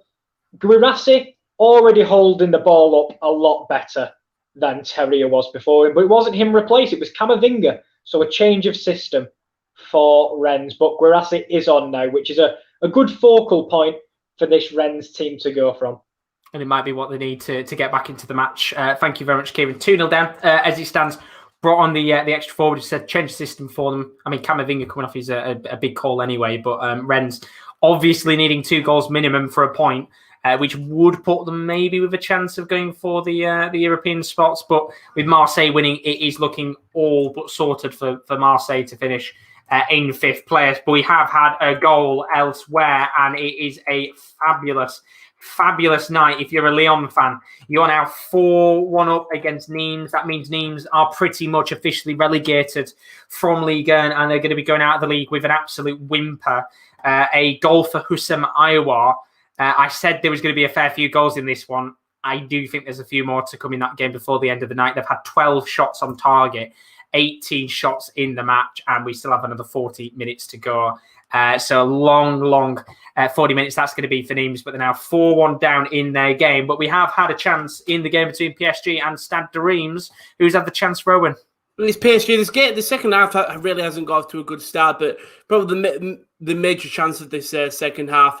It was a counter-attack, started off with Mitchell Bakker, plays it through to Angel Di Maria, who does a lovely cutting drive on the left-hand side, drives it into the box, plays it across, and it's going to find the feet of Mbappe, but it was the midfielder, Munetesi, who's actually had a really good game in terms of defensively. He's come back and supported them so much, comes in and makes a really important sliding challenge. But going forward, Reims haven't done anything. But first major opportunity in the second half. Big opportunities indeed early on. Thank you very much, Ron. PSG already winning 2-0, so it doesn't really matter what really goes on in that game unless Reims can get one back and make it very exciting. But 2-0 as it stands in that game. Let's have a look and see what you guys are doing in the chat. How are we doing, Ian? Welcome along to the stream, as always. I hope you're good. And then Russ has asked, is this the final day of Ligue 1? It's the second to last week of action in Ligue 1. Next week is the final week of action. And as it stands right now, for those of you wondering, there are pretty much 6 teams in the fight for survival. 5 of those teams are winning. And it does mean that if we do go into the last day, with the scores as it stands, there'll be 6 teams fighting for survival on the final day, which will make it incredible because then it also means, as it stands with the top end of the table, 3 teams will be fighting for the league, which means there will be 9 teams out of the 20 in the league fighting for something on the last day. Potentially more, depending on what happens with the teams like Lens, Rennes, and Marseille for the European spots. It could mean that half of the teams on the final day are fighting for something, which means we will definitely be covering Ligue 1 on the last day. 100% will be covering Ligue 1 on the last day. It's 8 o'clock, so we'll be covering it next week. And I expect a lot of streams next week. It will be relentless as it'll be the last week of action in the Premier League, Bundesliga, Ligue 1, La Liga. Literally, it'll probably be like TV. There'll just be streams for the whole 24 hours, no doubt, with all of the leagues going on. We're going to try and cram as many streams as we can possibly get into to cover all the big leagues. And of course, for me, in my personal opinion, if results don't change, this is the league to look forward to next week. The Premier League, I don't really give a shit about, if I'm being honest with you. I think the Premier League is done dusted. You know, the title is done. I couldn't really care about the top 4. The relegation battle is done. Fighting for mid-table, no one cares about. That's all done and dusted. La Liga, bit on the line there. Obviously, the title, it's a Madrid shootout on the last day. The relegation battle is very exciting. That'll be good to look forward to. Serie A, race for the top 4. Little bit of a race going on. potentially, I think, for the relegation battle. I don't actually know if that is done and dusted, because I know Benevento were playing their game today, which they drew, and it does mean that I think is pretty much done and dusted if Torino were to get themselves a point on the board. So yeah, even there, the only thing that's on the line is maybe Juventus not getting European football, which to be honest is quite good within itself. But let's go over to Rome, because that's been a chance of this game between PSG and Stade de Reims once again. Question is, who's had that chance this time, Rowan? It's PSG again, and this time it's under Herrera. Di Maria spots him. Herrera just outside the post, probably 30, 25 yards out, just drills it along the floor, hits the post. Then Neymar does put it in the back of the net, but he is in an offside position. But PSG are really rolling now. The engine's whirring. They're going to have to indeed keep them goals going in, get as many goals on the board as you possibly can. Thank you very much, Rowan. 2-0. We've had a goal elsewhere. This European fight not be done and dusted yet, because Marseille have conceded. Angers are now back in it. It's 2-1 in that game. And unfortunately, Angers right now must feel a little bit lonely, because they're one of the only teams in the league that haven't got anything to fight for. Literally got nothing to fight for in the league as it stands. 2-1 in that game. Angers with a goal. Matthias Pereira, not that Matthias Pereira, a different one's made it 2-1 in that game. But we're going over to Rowan again. Another chance in his game. You look a little bit shocked, Rowan. It's another defensive error from Reims, and this time it's the keeper, Rajkovic. He's playing with the ball inside his own box. Mbappe does really well, pressures him, shields him out, wins the ball, lays it off to, I think it was Neymar. Neymar then goes for the shot, and Rajkovic does save it, in fairness to him, and he goes out for a corner. But Reims are playing some risky football, especially when you're down to 10 men and 2-0 down. They're playing some risky football. Very risky indeed. And I mean, at 2-0 down, they've got to go for it now, haven't they? Yeah. They've got to. But their defending is... just them passing it around the back, especially when Mbappe is practically running full speed at you, is a risky game. Very risky indeed. Thank you very much, Ron. 2-0 still in that game. I haven't really given you much updates in this Lille game. There's a reason why. Lille haven't done much, if I'm being honest with you. It's not a performance which makes me think champions-elect. It's more of a performance where I'm feeling Saint-Étienne really do have something to go for here. And again, they are one of the teams in the league that don't have anything to play for, but they do have a chance to kill Lille's dreams off. And I'll tell you something, if they were to kill Lille's dreams off, there are thousands of fans outside the stadium right now. I think they'd all be travelling down to Saint-Étienne, and there would be a few very angry Lille fans if they were to draw this game tonight. But they are going to make a few changes and bring on a few more attackers in this game. And I do generally think Saint-Étienne have got something to go for here. Hamoum is going to come off. And what about this for a story? Adil Achiche. You might, if you've a bit of a fan of French football, Achiche, former PSG man, he's coming onto the pitch. If he was to score the winning goal in this game, he might actually do his former side a massive, massive favour in the race for survival. I keep saying survival. It's the rest of the title, isn't it, for PSG? But they've got a corner here, Saint-Étienne. It's going to be lobbed in by Wabi Kazri towards the near post. Cleared away in the end by Zeki Salik. And it doesn't come to anything in the end. But Russ has asked us, are you doing the playoffs next week? Now, I didn't even get to show the Watchalong advert because there's been so many games going on. Yes, we are covering the playoffs next week. As you can see on your screen now, we're going to be covering Bournemouth-Brentford. I think I'm going to cover that one tomorrow. That's from 5:55. Should be a cracking game to watch. We're then going to cover straight afterwards Barnsley-Swansea. Another should be a good game. Barnsley, of course, surprise package in the EFL playoffs. Kieran early, he's going to cover Lincoln City against Sunderland. That's on Wednesday. It should be a cracking match, that one. Sunderland, of course, have had their fair share of playoff experience. Premier League darts is back on the 24th. Should be a brilliant weekend, a week of action. And then, of course, what a game this could be. Villarreal Manchester United, the Europa League final with the Sports Corner team.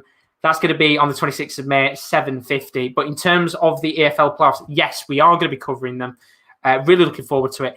We're going to try and cover as many as we can. I think we're going to try and cover both the Championship, one of the League One games and one of the League Two games. That's the outlook we're going for. Of course, because the playoffs are going on and then we've also got all of the other leagues finishing, it's going to be very, very hard to squeeze them all in. So we're going to try and get as many watch-alongs as we possibly can. But if we do miss out a few of the games, I do apologise. But we're going to try our very best because, look, I mean, the playoffs, we didn't cover them last year. and we kind of regretted it. So why not cover them this year? You watch now, all the games will be 0-0 and we go to penalties. But let's hope they're the good players. But yeah, tomorrow, Bournemouth-Brentford, that's the first game. Barnsley-Swansea, the second one. Should be a really, really good night of action overall. But there's been a yellow card in the Rennes game. Budegaard has gone into the book in that game. But who said, as the James Bond film goes, never say die. We've got a goal in the relegation scrap. 2 more for Nîmes, and there might be a chance of survival. It's an absolute cracker in Ligue right now between Nîmes and Rennes. Nîmes and Rennes, Nîmes and Lyon. It's 4-2 in that game, and Nîmes need 2 more minimum to get themselves into a potential position to maybe take their survival hopes to the last day. Gone in that game's gone to Moussa Kone. It's his second of the match. They've got half an hour left to get 2 goals minimum. 3 goals would be better. Going to be a little bit hard to do that, isn't it? If I'm being honest with you. But look, 2 more goals might put them in with a shout of the maybe being into the fight of survival on the last day. But we're going to have a quick look. Kieran said we're going to be substitute stuff Josh Maripan off Disassion as we predicted. As we predicted, we knew there was going to be a substitution in that Monaco game. Both centre backs on a booking, and Axel Disassy's come on. As you would expect, Monaco don't want to go down to 10 men, do they? If we're being honest, and bottle the game. But they are 2-0 up. There's about 25 minutes, I would say, left of that match. I know you've been putting in the chat. Apologies for not reading it until now. Infinity Football. He's asked for my UCL champion, Manchester City. I think you're going to win it. I would like to see Chelsea win it. But Tuchel has this horrible record of making finals and then not winning it, as we saw this weekend. I've got a feeling Man City, it's finally their time to win it. I think it's finally their time to win it. And I think, to be honest, with the way that they've played this season, I think they deserve to win it with how they've played. And look, I know obviously they've spent a lot of money in that, but I think it's finally time for City to go out there and lift the trophy. It's been too long. It's been too long. You know, every year, you know, as they've got closer and closer, the pressure's always been on them to go out there and go and win it. And now might be the time for them to finally end that and go out there and get themselves the all-important treble as well, it would be, wouldn't it? And fair play to them in that respect to go out there and get the treble. But we've got 25 minutes left of action in Ligue 1. Let's just go across the board and keep you up to date with all of the scores as it stands in Ligue 1 this evening. Lille still 0-0 against Saint-Étienne. PSG 2-0 up against Stade de Reims. Reims down to 10 men after Abdelhamid was sent off in the 10th minute. Monaco 2-0 to the good in their game. Ben Yedder get the first one of the match, then the second one coming from Alexander Golovin, which means as it stands in the race for the title, there will be 3 points separating all these 3 sides on the last day. Lille at the top of the league on 80 points with a 40-plus goal difference. PSG in second with plus 54 goal difference on 79 points. And then Monaco on plus 35 goals difference and also on 77 points. That is how it stands right now. And then the rest of the league as it stands, Nîmes 2-4 against Lyon. Lyon running right in that game need to go and get a point minimum to keep themselves in the fight on the final day, or else they're going to be relegated tonight. Strasbourg doing all they need to right now. A 1-0 win against Nice puts them out of the relegation zone. Big win for them if they can hold on to that. Marseille 2-1 up against Angers. Marseille, if they win tonight, will be guaranteed European football, I believe. FC Lorient doing all they need to do in the fight for survival. They've got a 1-0 win against Metz. Nantes doing the same as well. 2-0 up against Dijon, bottom of the league. Dijon, of course. Montpellier 0-0 against Stade Brest. They are down to 10 men. If Stade Brest were to win, it would mean all 5 teams in the bottom end of the table would be winning. Incredible. And of course, another one of those teams winning at the bottom end of the table, Bordeaux, 1-0 against Lens. What an absolute cracker this could be at the end of the season. I tell you something, we were talking about maybe covering the Premier League on the final day. I don't think we're actually going to cover it now, to be honest with you, with the way it's going. We might need everybody for this Ligue 1 actual end of the season, because every game looks like, at this rate, it's probably going to have something on the line, if I'm being honest with you. And I'm looking at the games coming up next week. Saint-Étienne against Dijon. That'll be the only game that probably has nothing on the line. Lyon against Nice. Another game that doesn't really have much on the line. Stade de Reims against Bordeaux. That's a relegation decider. Angers against Lille is a title decider. Lens Monaco is a title decider. Rennes v Nîmes is a relegation potential match. Brest PSG is a relegation / title decider. Strasbourg-Lorient is a relegation decider. Metz-Marseille, relegation and European decider. And Nantes-Montpellier is a relegation decider. And talking about relegation deciders, we've had another goal elsewhere. And what an opportunity this is for Strasbourg. Ludovic Ayork has scored his second goal of the night, and the Frenchman, who's pretty much saved his team this season, might be about to save them from relegation. It is now 2-0 to Strasbourg, and the Frenchman, who has this season scored 16 goals, that's more than Barak Yilmaz and Gaëtan Laborde, and the same amount as Kevin Volland, might just be about to keep Strasbourg in the fight for survival on the final day. They are now 2-0 up against Nice, and there's also been another goal elsewhere, and it's in the game between PSG and Reims. Are Reims back in it, Rowan, or have PSG got a third? Of course not. No, it's PSG's third, and it comes from a corner. Corner's whipped in. Marquinhos does really well, gets the ball, heads it unmarked in the back of the net easy, heads it down to the floor, bounces over Rajkovic, and yes, simple goal. Good movement by Marquinhos to sort of break his man, but yeah, 3-0, clinical from PSG, easy as you like. Easy as you like, indeed. Thank you very much. Well, we've had a goal elsewhere as well. Here he's, well, I always say it's hands on head. He's not hands on head because he's hands on mouth. Shock from Kieran. Who scored? It's a Monaco player that scored in the wrong net. It's 2-1 to Monaco. I tell you what, Josh, we're good at the substitute like, but Axel Disasi has put it past his own keeper. What a horror show from the sub. And it was a ball, some brilliant work on the right-hand side by Romel Del Castillo, who's just come on. He chips it to the back post. Beauregard heads it, and it just looks like it's going into Lecomte's hands. Disasi gets his head to it and heads it past Lecomte. He's only just come on the pitch, and they've immediately conceded because of him. Horror show for him, but now with 25 minutes to go, or 20 minutes to go, I should say, Monaco are now hanging on for dear life in a game where they looked extremely comfortable for an hour. Makes for an exciting end. That's what you want. Oh my God, Josh. I couldn't. Hands on mouth it were. Hands on mouth. Hands on mouth indeed. Thank you very much, Kieran. 20 minutes left of that. Monaco, as we said, look, all they've got to do is win or bust for Monaco tonight. A draw or a defeat would not be enough for them. It would boot them out of the title race. And as it stands, look, they've still got the 3 points on the board, but Rennes have an opportunity to maybe go out there and kill the Monaco dreams of a title. They are on 77 points. Rennes need the win, let's not forget, because Marseille winning in their game, because Rennes are also fighting for the European spots.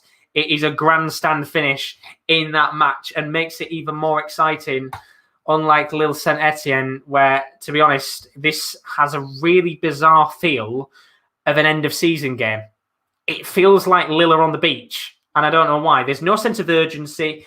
There's not been much in this game to really excite me. They've had one shot on target. There's been 2 shots on target in the whole game. It's been scrappy, and Saint-Étienne will not care. They'll be happy with how they've played because they know that if they can get a draw against topside Lille, that's a result within itself. Because let's not forget, Lille this season have, of course, drawn 11 games, which is the most in the top 4 teams. That's the same amount of draws as Lens and Marseille in 5th and 6th. They need to make sure it's not a 12th draw on the board tonight because that could be very, very costly for them in the complexion of the title race. But there's been a yellow card for Rennes in their game. Aguerd has gone into the book. A yellow card in that match for Stade Rennes, who will be looking to go and get themselves another goal back on the board. But there's a chance here maybe for Saint-Étienne to come forward and get a goal. Webby Kazri's come off the pitch. We've had a substitution in the game, but it's going to be Dennis Bouanga who comes forward, cuts into the middle of the box. His shot is taken on, but it doesn't come to anything. And Saint-Étienne looking to come forward here. Still might be an opportunity. Ball played to Bouanga, who's inside the box. Tries to flick it into the path of Gona Douaf, the substitute. Doesn't get to him in the end. And it's whipped in this time by Trauco, but it doesn't get to anyone. And into the hands of Mike Minan, who makes a very comfortable save. But now there's a chance here for Lille maybe to come forward. It's going to be Jonathan Okone, one of the substitutes, who looks to use his pace and push up the pitch. And it doesn't come to anything. And another chance that's gone wide. And really, really poor from Lille tonight as as we can see, there's been a few substitutions for Monaco in their game. Gelson, Martins and Golovin have come off. Diatta and Matazo on. So a few substitutions there as Monaco look to try and see out what would be an all-important win against Rennes tonight. And they desperately, desperately need it because it's going to make things very, very tricky for Lille if they do not get something in the next 15 minutes. I'm not even going to call them champions-elect. I don't think they deserve it right now with how they've played today. But can the top of the league, Lille, get themselves within touching distance of the title? Or are they going to have to go to the last game of the season against Angers and hope that PSG and Monaco don't better their results on the last day of the season? And I mean, when you even look at the relegation battle, all of the teams are still winning at the bottom end of the table, which means it's not just the top end of the table battle. There's a chance here for Saint-Étienne. Adil Chiche, just inside of the box. He's swarmed by 4 Lille defenders, and in the end, they've done very well to get the ball away. It's Renildo in the end who's got the ball back and just looks to hoof the ball up the pitch and clear it away. But my lord, what an end to the season in Ligue. And it's, as I said before, if you put your money on the league that was going to be the closest at the end of the season, it wasn't France. I think France would have been the least likely of the leagues to have had anything on the line. But everywhere you look, there's something still on the line for all teams, whether it's the UCL spots in the top 4, whether it's the European spots for the Europa League and the Conference League, or the relegation zone. It's got everything there. And let's not forget, by the way, 18th place is the playoff, which means they will play in the play-out game against one of the League 2 sides. Now, League 2, I believe, this morning played earlier on. They played their final game of the season. That is all done and dusted. There's 2 more games left. I think teams have got games in hand. It does mean that it will be Toulouse who will be playing against the side that finish in the playoff spot, which means, as it stands, it'll be Toulouse versus Nantes. Toulouse, of course, were relegated last season, so they've got a chance to bounce back and get re-promoted back to Ligue 1. Of course, we'll have to see how that goes down if they can get themselves back up. But whoever gets that playoff spot will be playing Toulouse. That will be next week. And of course, we've also got a few other leagues as well where they have the play-out system. Bundesliga as well is one of them. I think Werder Bremen, as it stands, the team in the play-out spot, I think they go on to play, because another Bundesliga 2 finished this afternoon, I think. Or they might have one game left, potentially. But as it stands, I think they play Greuther Fürth, whoever goes into the playoff spot. I mean, they've got one more game left of this season, actually. So it could still change. But they'd either play Bochum, Kiel, or Greuther Fürth. So very exciting in the Bundesliga as well for who will make the actual play-out spots. But we've had a substitution here. Jonathan David's come off. I believe Yazici's come on.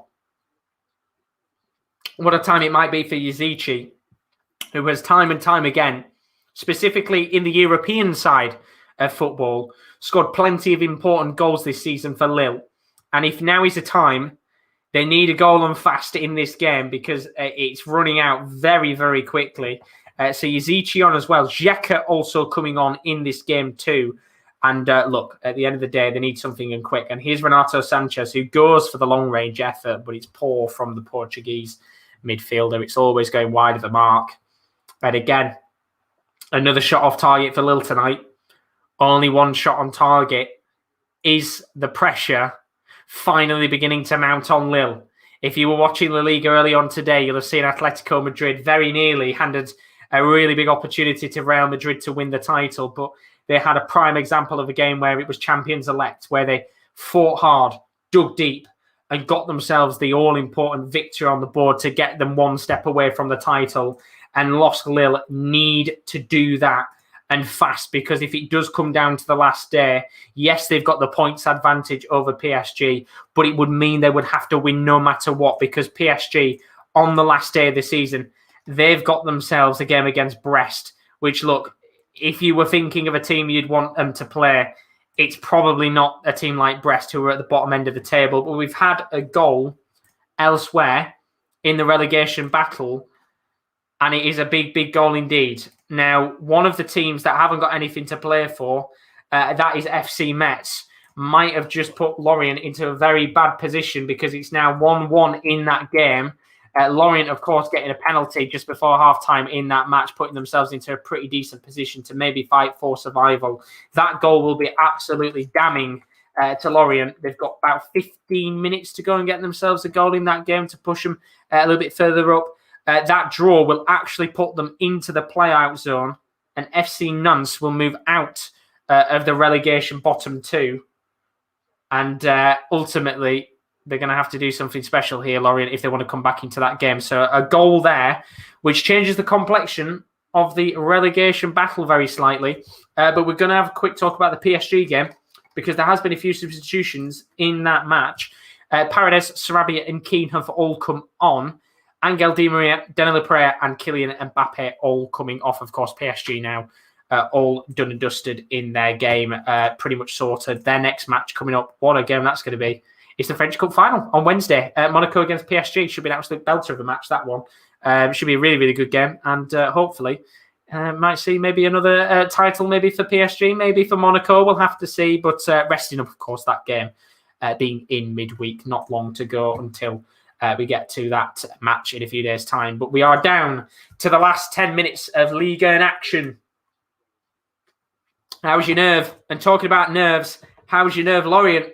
Because they have instantly responded to Met's equaliser. It's 2-1 in their game, and Lorient have bounced right out of the play-out zone. FC Nantes have gone right back into it. And, of course, you're probably all screaming right now at your TV screens.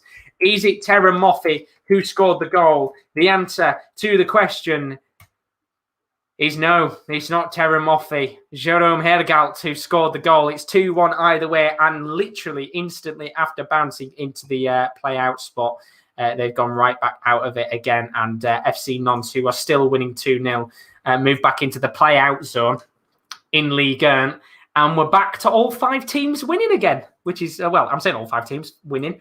All 5 teams not losing is what I wanted to say, because Brest are the only ones that aren't winning right now. And they've got the extra man advantage. So if they could maybe go and get a winner, then that would make things very interesting indeed, because then it would still mean that Brest are in the fight for survival. But that would mean all 5 teams have won on the penultimate day, which would make that absolutely incredible. Because if anything, you would have probably bet your money on all 5 of them probably not going on and getting a result today, but they're all doing exactly what they need to. And that is very, very detrimental in terms of all of their fights for survival, because unfortunately, we could get to the last day of the season, all 5 of them could win, and you could have, for example, if it stays as it is, and all 5 teams win next weekend, it means that FC Nantes would have won their last 5 games in a row and still been relegated. They would have claimed 15 points at the end of the season and still gone down. How incredible is that? That would be absolutely unbelievable. I mean, if you're an FC Nantes fan, it's not unbelievable at all, is it? You'd be absolutely gutted at the fact you've gone down and you've claimed 15 points at the end of the season and still not gone down, but still gone down. But that's the way that life works, isn't it? Unfortunately, it's all about a case of getting a really good start early on in the season and claiming your points. But you know, FC Nantes didn't, and pretty much half of their points have come at the back end of the season, which is absolutely crazy indeed. I mean, Ian's, how is Lille? Because my niece is called Lily. I mean, I'll be honest with you, Ian, not good. The sense of urgency has now increased. But as I said before, there's a reason why I'm not really talking about this game much, because there's not been many chances. It's been very scrappy, very, very scrappy. Neither team in these last few minutes have been able to get a foothold of the game. It's not had really many or any moments to talk about. We've had 2 shots on target in the whole game. Both teams have had 8 shots each. It needs something to spark it into life and fast, because right now this game is simmering out and it's going to be a very disappointing result for Lille, that's for sure, especially knowing that PSG and Monaco will have won their games depending on what happens in the final 10 minutes. Because remember, if Monaco do not win tonight, they'll be out of the fight for survival. And I mean, they're just showing us the 5 the title. I keep saying that's about 4th time I've done that now. But they're showing us the table right now in Ligue 1. I mean, it's fascinating, isn't it? The bottom end 40, 41, 41, 41, 41, 42. Absolutely stunning. It's probably the perfect end to a season for the neutral. And that's why we love football. Absolutely brilliant. Ian's asked how long's left of this game. We've got 7 minutes left of this match, and I'm just looking across all of the other games. There's around about 7 minutes left across the board in the majority of the games. The only game with a little bit longer left is Lorient-Metz. That's got 10 minutes left in that match. Of course, Lorient 2-1 up in that game, as we are going to get a Lille corner. And this is massive. They really, really need an all-important goal here, because it would mean if Lille were to win tonight, it would pretty much put them in a position where they'd only need to draw in their game against, I think they plays it, where is it? Let's have a look who they play against next week. Angers, they'd only need a draw against Angers, and that would get them the title. So you pretty much say it's very likely that would happen. But we'll have to see what happens here, because we're into the last 6 minutes and the sense of urgency has increased massively. Is Gavin's in the building? How are you doing, Gavin? Welcome along to the stream, my friend. Here comes Renato Sanchez, though, on the left wing. Ball flicked into the box towards Benjamin Andre. Doesn't get to him in the end. Zeki Sedek's going to whip another ball into the box. It comes towards Yilmaz. Headed away by Timothy Kolodeshiak. He's had a brilliant game. And the referee here is going to give a free kick right outside of the box towards the corner flag. So it'll be whipped in. And Yusuf Zizici is the player that's gone down. And the free kick has been given. And maybe now an opportunity for Lille to get something in this game, as there's been a substitution in Rowan's match, PSG against Stade Reims, and Buku has come off for Katessa. Of course, Reims 3-0 down. That game pretty much done and dusted, if I say so myself. But what isn't done and dusted is this little game, because they've got a free kick here and in a very, very good position to whip this in and bag an all-important goal. And it's going to be Zizici and Renato Sanchez who stand over it. Sanchez dinks it in. It comes towards the path of, I think, Sven Botman, but it doesn't go into the back of the net. It comes slightly deflected off a Saint-Étienne defender, and a free kick has been given anyway to Saint-Étienne. And that will just calm this game down a little bit. And Saint-Étienne, who have played brilliantly well in this match, are on course here to claim an all-important point in the title race. And Christophe Galtier, who's in the stands tonight, does not look happy at all. He looks very, very angry with how his team have played, as you would expect. You know, a brilliant opportunity this was to get themselves safe and out there to pretty much get the 3 points on the board. But we'll have to see whether or not they can hold on here, Saint-Étienne, and get a really good point. It doesn't mean anything for them. You know, in terms of their season, it will be a meaningless point. But for Lille, it will be a massive 2 points that they could drop.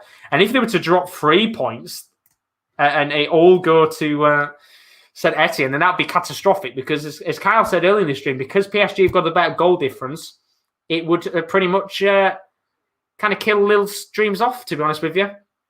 You'd be relying on massive favours from Stade Brest, and I can't see Brest beating PSG on the last day. But we are going to go over to Kieran, because there's been a red card in his game between Monaco and Stade Rennes. Who's been sent off?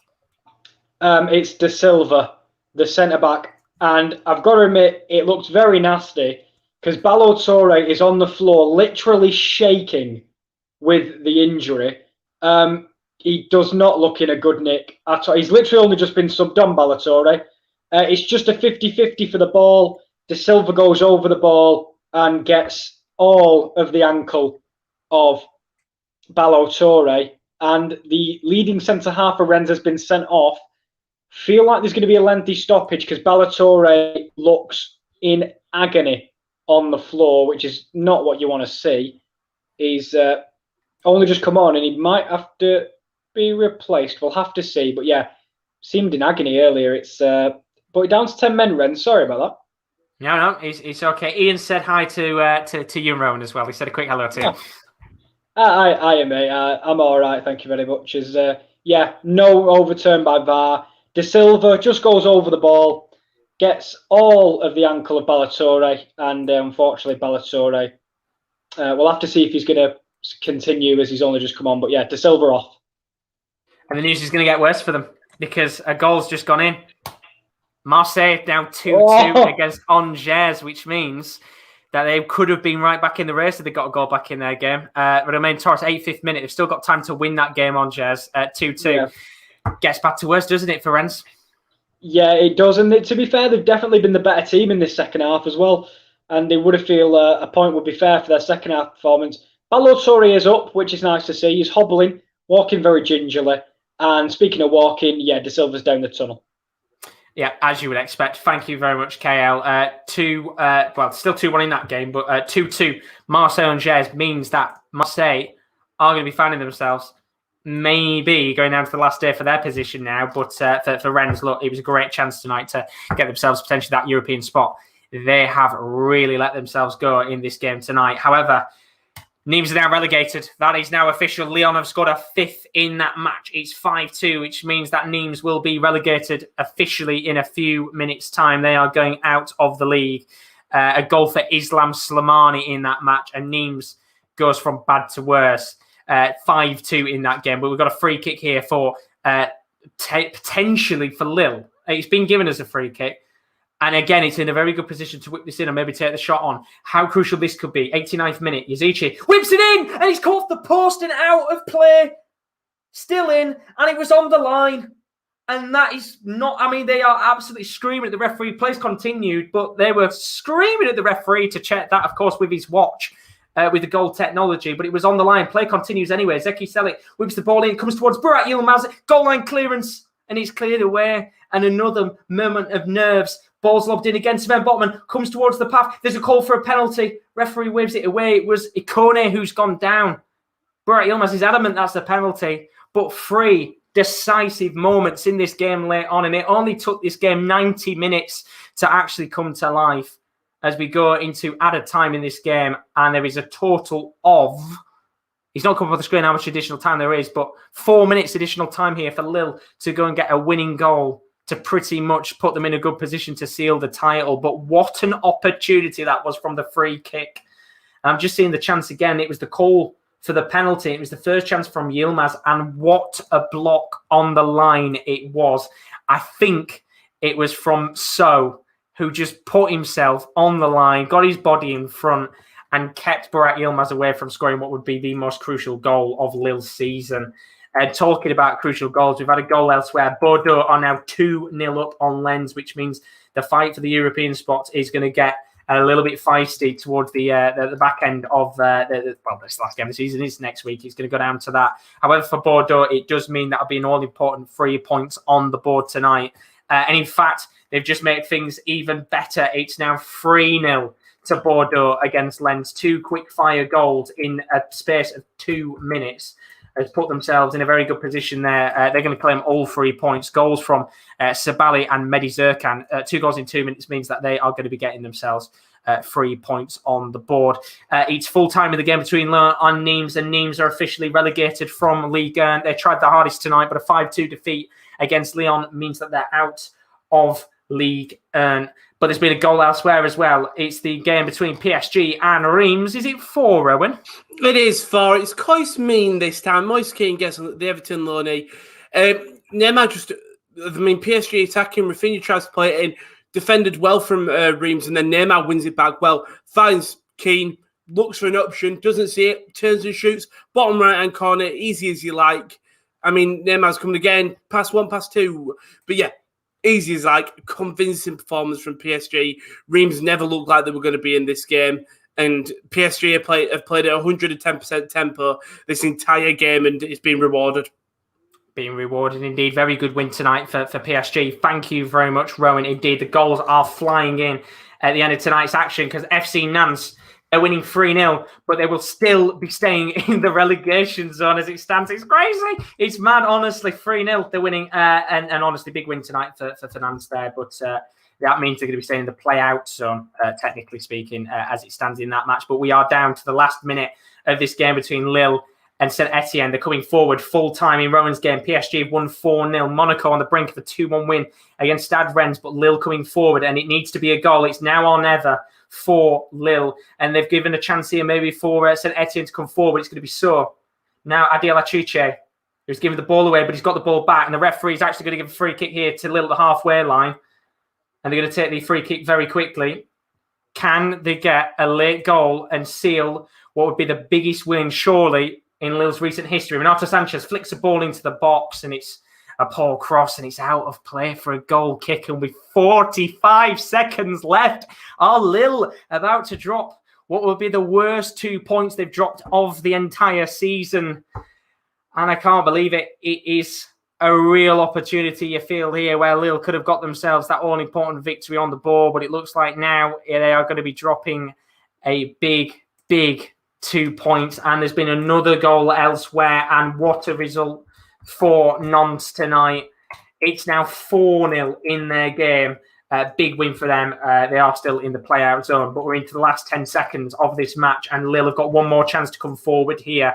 Can they get themselves a goal? A ball lobbed into the box from Izici. It's into the hands of the goalkeeper, and the goalkeeper will hold the ball, and he will hold it for all the time in the world. And all the time in the world it is, because the referee blows the full-time whistle. And is that the biggest 2 points dropped of the season for Lille? Have they just given a chance for Monaco and PSG to go into the final day and win the title? Because it is a humongous 2 points dropped. And I said it all night, it was not a Champions-elect performance from the top of the table, Lille, tonight. They did not play well at all in this fixture. It was a really, really poor performance in the end. In fact, they only had 2 shots on target in the whole of the match. And in the end, they've allowed PSG and Monaco, if Monaco, of course, do still win their game, a real chance for a three-way shootout on the final day. We've got full-time scores coming across the rest of the fixtures this evening. Bordeaux have claimed a 3-0 win in their game against Lens. Nantes are about to claim a 4-0 win in their game against FC Dijon. Brest couldn't get a victory against Montpellier, even with the extra man advantage. Lorient are currently 2-1 up against Metz. That game is about to finish in the next few minutes. And what about drama? There's been a goal elsewhere. And have Marseille just claimed one of the last European spots? A 95th minute hat-trick from Arkadiusz Milik might have just claimed 5th place for Marseille and potentially a European spot in the Europa League. What a goal that could be in the fight for the European spots, because Rennes and Lens might have just bottled the opportunity to get themselves a chance of European football. In the Europa League, at least, there's still going to be one more spot available. But in the end, Marseille finishing off an absolute belter of a match, and Marseille will be finishing the season in 5th place. Congratulations to them. Arkadiusz Milik with a hat-trick. But we're going over to Kieren because there's a chance right at the end of his game. Of course, Monaco need to win or they'll be out of the fight for the title. Who's had the chance? It was Monaco, and this was the chance to seal it. I mean, there's 30 seconds left. It looks unlikely that Rennes are going to get back into it, but Matazzo, the young man, he breaks the last line of defence. Rennes are playing a high line. They pushed everyone forward. He's through one-on-one. He's got so many decisions, almost too many decisions. I'm screaming at him to square it, and he hits it straight at Gomes, and it's a good save from the keeper, but it could have made this game dead and buried. I think it still might be with only 5 seconds to go, but one of the biggest chances, and credit to him, Monaco are coming forward, and it's full time. It needs a miracle, but they're still in with a shout. Incredible. Absolutely incredible. Thank you, Kieren. It's what we wanted. A three-way shootout to end the season for the title. As Kieren said, look, they are going to need things to go their way, and massively in terms of the Ligue title race. It's going to be very exciting on the final day. But Monaco, they've gone all the way to the last game of the season. And, well, we're going to be covering it. I'll tell you that for sure. But you guys have been pointing, having another like, mate. Here's another like, mate. Big up from the J. Thank you very much, guys, for your support. Greatly, greatly appreciated. But it does mean we are pretty much getting to full-time across the board in all of the games. Marseille-Angers is still going on. So is Lorient-Metz. But full-time scores across the board. Let's start off, of course, with the 3 big games tonight. Lille with a 0-0 draw against Saint-Étienne. It means they have dropped points in the most important of circumstances. What an end to the season we've got, because PSG, who beat Reims with an extra man advantage, 4-0 win in the end.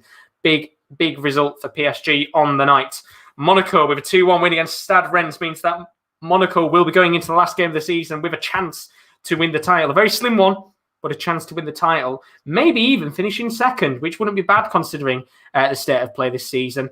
And then, of course, the rest of the games in the league. Nîmes are relegated from Ligue after a 5-2 defeat to Olympique Lyonnais. Strasbourg with a massive 2-0 win against OGC Nice. What a victory that could be in the complexion of the relegation battle. Marseille with a 95th minute winner to claim Europa League football next season, I believe, against Angers. Lorient still playing right now as we speak against Metz. They are leading 2-1. What a result that could be. FC Nantes with a 4-0 victory, and they are still in the relegation zone after winning their last 4 games now. It is in a row. 4 games they've run in a row, and they're still in the relegation zone. Montpellier, as we spoke a moment ago, 0-0 draw against Stade Brest, but that, of course, is still a very good point for Stade Brest. They're in the fight for the relegation zone. And Bordeaux with a 3-0 win against Lens, another big result on the final day, does mean that the relegation battle is incredible in Ligue 1 on the last day. And for those of you that are wondering how the table is looking, let's take that off the screen and let's go over and look at how the Ligue 1 table stands on the final day next week. Let's start from the top, right? Lille, 80 points as it stands in first. Second place PSG on 79 points. Monaco in third on 77. We're going down to the final day with a 3-way shootout for the for the title, of course. Lyon claiming fourth position, could still finish in third. It all depends, of course, what goes on in the last game of the season. Marseille claiming European football next season with a big win, 95th minute winner. But it's all about the bottom end of the table. Look at this. Nîmes losing 5-2 today. They are relegated from Ligue 1. But look at this. 18th place Nantes on 40 points. 17th place Lorient on 41 points. 16th place Brest on 41 points. 15th place Strasbourg on 41 points. Bordeaux in 14th on 42 points. Stade Reims in 13th on 42 points. It is a 1, 2, 3, 4, 5, 6 team shootout for the last spot for the Ligue 1 playout position. Of course, you're not relegated officially. You do go into the playout spot against, I think it's against Toulouse. That would be the team you'll face in the playoffs. 6 teams could be in it, and it means pretty much every game of the season is to fight for. And this is the state of play next week. We will be live with the last week of Ligue 1 action. We're probably going to have to try and get a full house for this one. I'm not going to lie, because most of the games have something on the line. Saint-Étienne against Dijon doesn't have anything on the line. Lyon-Nice, Lyon could still finish in third. Not much on the line in that one, but Lyon, of course, we're hoping they can finish in third. Reims-Bordeaux is a relegation decider. Angers versus Lille is a title decider. Lens v Monaco is a decider for the European spot and for potentially the title. Rennes v Nîmes doesn't have anything on the line now. Rennes will not finish, I believe, with European football this season. Very, very unlikely shout for them. Brest PSG is a relegation and title decider. Strasbourg Lorient is the biggest relegation decider of them all. Nantes versus Montpellier is a relegation decider. And Metz v Marseille doesn't really have anything on the line now. So most of the games still have something on the line at the end of the season. And as I said, we will be covering the last games of the season in Ligue 1. We said before, look, this was going to be the season. But the one league where we're going to be covering as much of it as we possibly could. And I'll tell you something. We will try and get a full house for it. We'll try and get a full house because, as we said, pretty much every game's got something on the line. So it'd be nice to have as many people as we possibly can covering every single game if they are on TV. But I see there's a big group of you guys in the building tonight. Gavin's saying, I will send JA in after you have finished to give you more likes. Thank you to the JA group, clan, whatever you want to be called, because you've all just seemed to be coming in and leaving the likes of the hearts and that. Thank you to you all. Greatly, greatly appreciate it. Adams jumped in and says JA is here as well with the likes. Thank you so much to all of you guys, because as we said before, when the chat's busy, when it's pumping, when it's full of you guys bringing us the support, it's always greatly appreciated. So thank you to all of you guys for jumping in. It's massively, massively appreciated indeed. We really do love support. Gareth Braille hearts on me. Thank you to all of you guys. Don't forget as well, we've got more watch-alongs to come over the next few weeks. It's an absolute barnstorm of a week to come. It's watch-alongs nearly every single bloody day, because tomorrow, Bournemouth up against Brentford. I'm going to be doing that one from 5:55. It's the start of the EFL playoffs. And then right afterwards, we've got the other championship playoff as Barnsley. They take on Swansea. Ligue 1 playoff. I see it said Ligue 1 playoff. Ligue 1 playoff. Lincoln City taking on Sunderland. Kieran going to be doing that one. 5:55, of course. Going to be a good game, that one. Up Sunderland. I kind of want Sunderland to go, to be honest with you. Premier League Darts, 9:13. We're back on the 24th of May, the final week of actions. 7:05 for that one. And then, of course, Europa League, we've got 7:50 for that. The whole Sports Corner team, apart from myself, is going to be there. So it should be a very good game indeed. And then we've got a whole host of other watch-alongs we probably haven't announced, but it's going to be a crazy week of watch-along action. And a chance to take a breather as we bring the boys back in. What a night of action, lads. Yeah, everything you could ask for. I don't think I've seen a relegation race this entertaining for a long time. And in terms of the title, look, if Monaco pull this off, this might be the single greatest title win in history, because they need a 6-goal swing and PSG and Lille to lose points. But anything can happen in football, and that's why we love it. What a final day we're in for. And that's not really what they say about the Farmers League. No, exactly. I mean, Rowan, PSG, big win from 4-0 win. Do you think they've got the belief on the last day, they've got a really good opponent in Brest, that they can claim the title and steal it from Lille? Like I said at the top of the stream, it's all in Lille's hands. I think PSG will win. From what I saw of them today, they look ruthless. I know that Reims were down to 10 men, but the way they were playing, they played as if they had already won the league, and I feel like that's their mentality going into that final game of the season. Monaco, though, imagine the limbs if they can do it. The limbs. I don't know. I can't imagine it. I really can't, but I want to. I mean, let's not forget, everybody's got something still to play for, pretty much. I mean, I'm looking at the matches now. Lens have got something to play for against Monaco, so they're going to have to go for it. Brest are still in the fight for survival, so they've got to go for it against PSG. And Angers, the only team that don't realistically have anything to play for. So I guess that's a positive for Lille at the very least. But look, as I said, we will be back next week at 8 o'clock on Sunday for the Ligue. Who would have thought Ligue was going to be the league we'd be covering the most? Crazy, exactly. Who would have thought? Who'd have thought? But we'll be back next week for Ligue 8 o'clock. We'll try and get a full house. I don't know how we're going to do it, but we're going to have to try and get some numbers in. And hopefully, touch wood, all the games covered on BT, because we want every single game so we can actually cover them all. But as for now, massive thank you to Kieran and Ron, as always. Greatly appreciated, guys. Thank you, Josh. Thank you very much indeed. I'll be back tomorrow, 5:55. Bournemouth versus Brentford. You don't want to miss it. The start of the playoffs. It should be good. But as for now, have a fantastic morning, afternoon, and evening, wherever you are. And hopefully we'll see you again soon on the Sports Corner. Well, this is awkward because we're not even signed to the account. So, I mean, thank you everyone for joining us. Yeah. There's going to be some great watch-alongs coming up.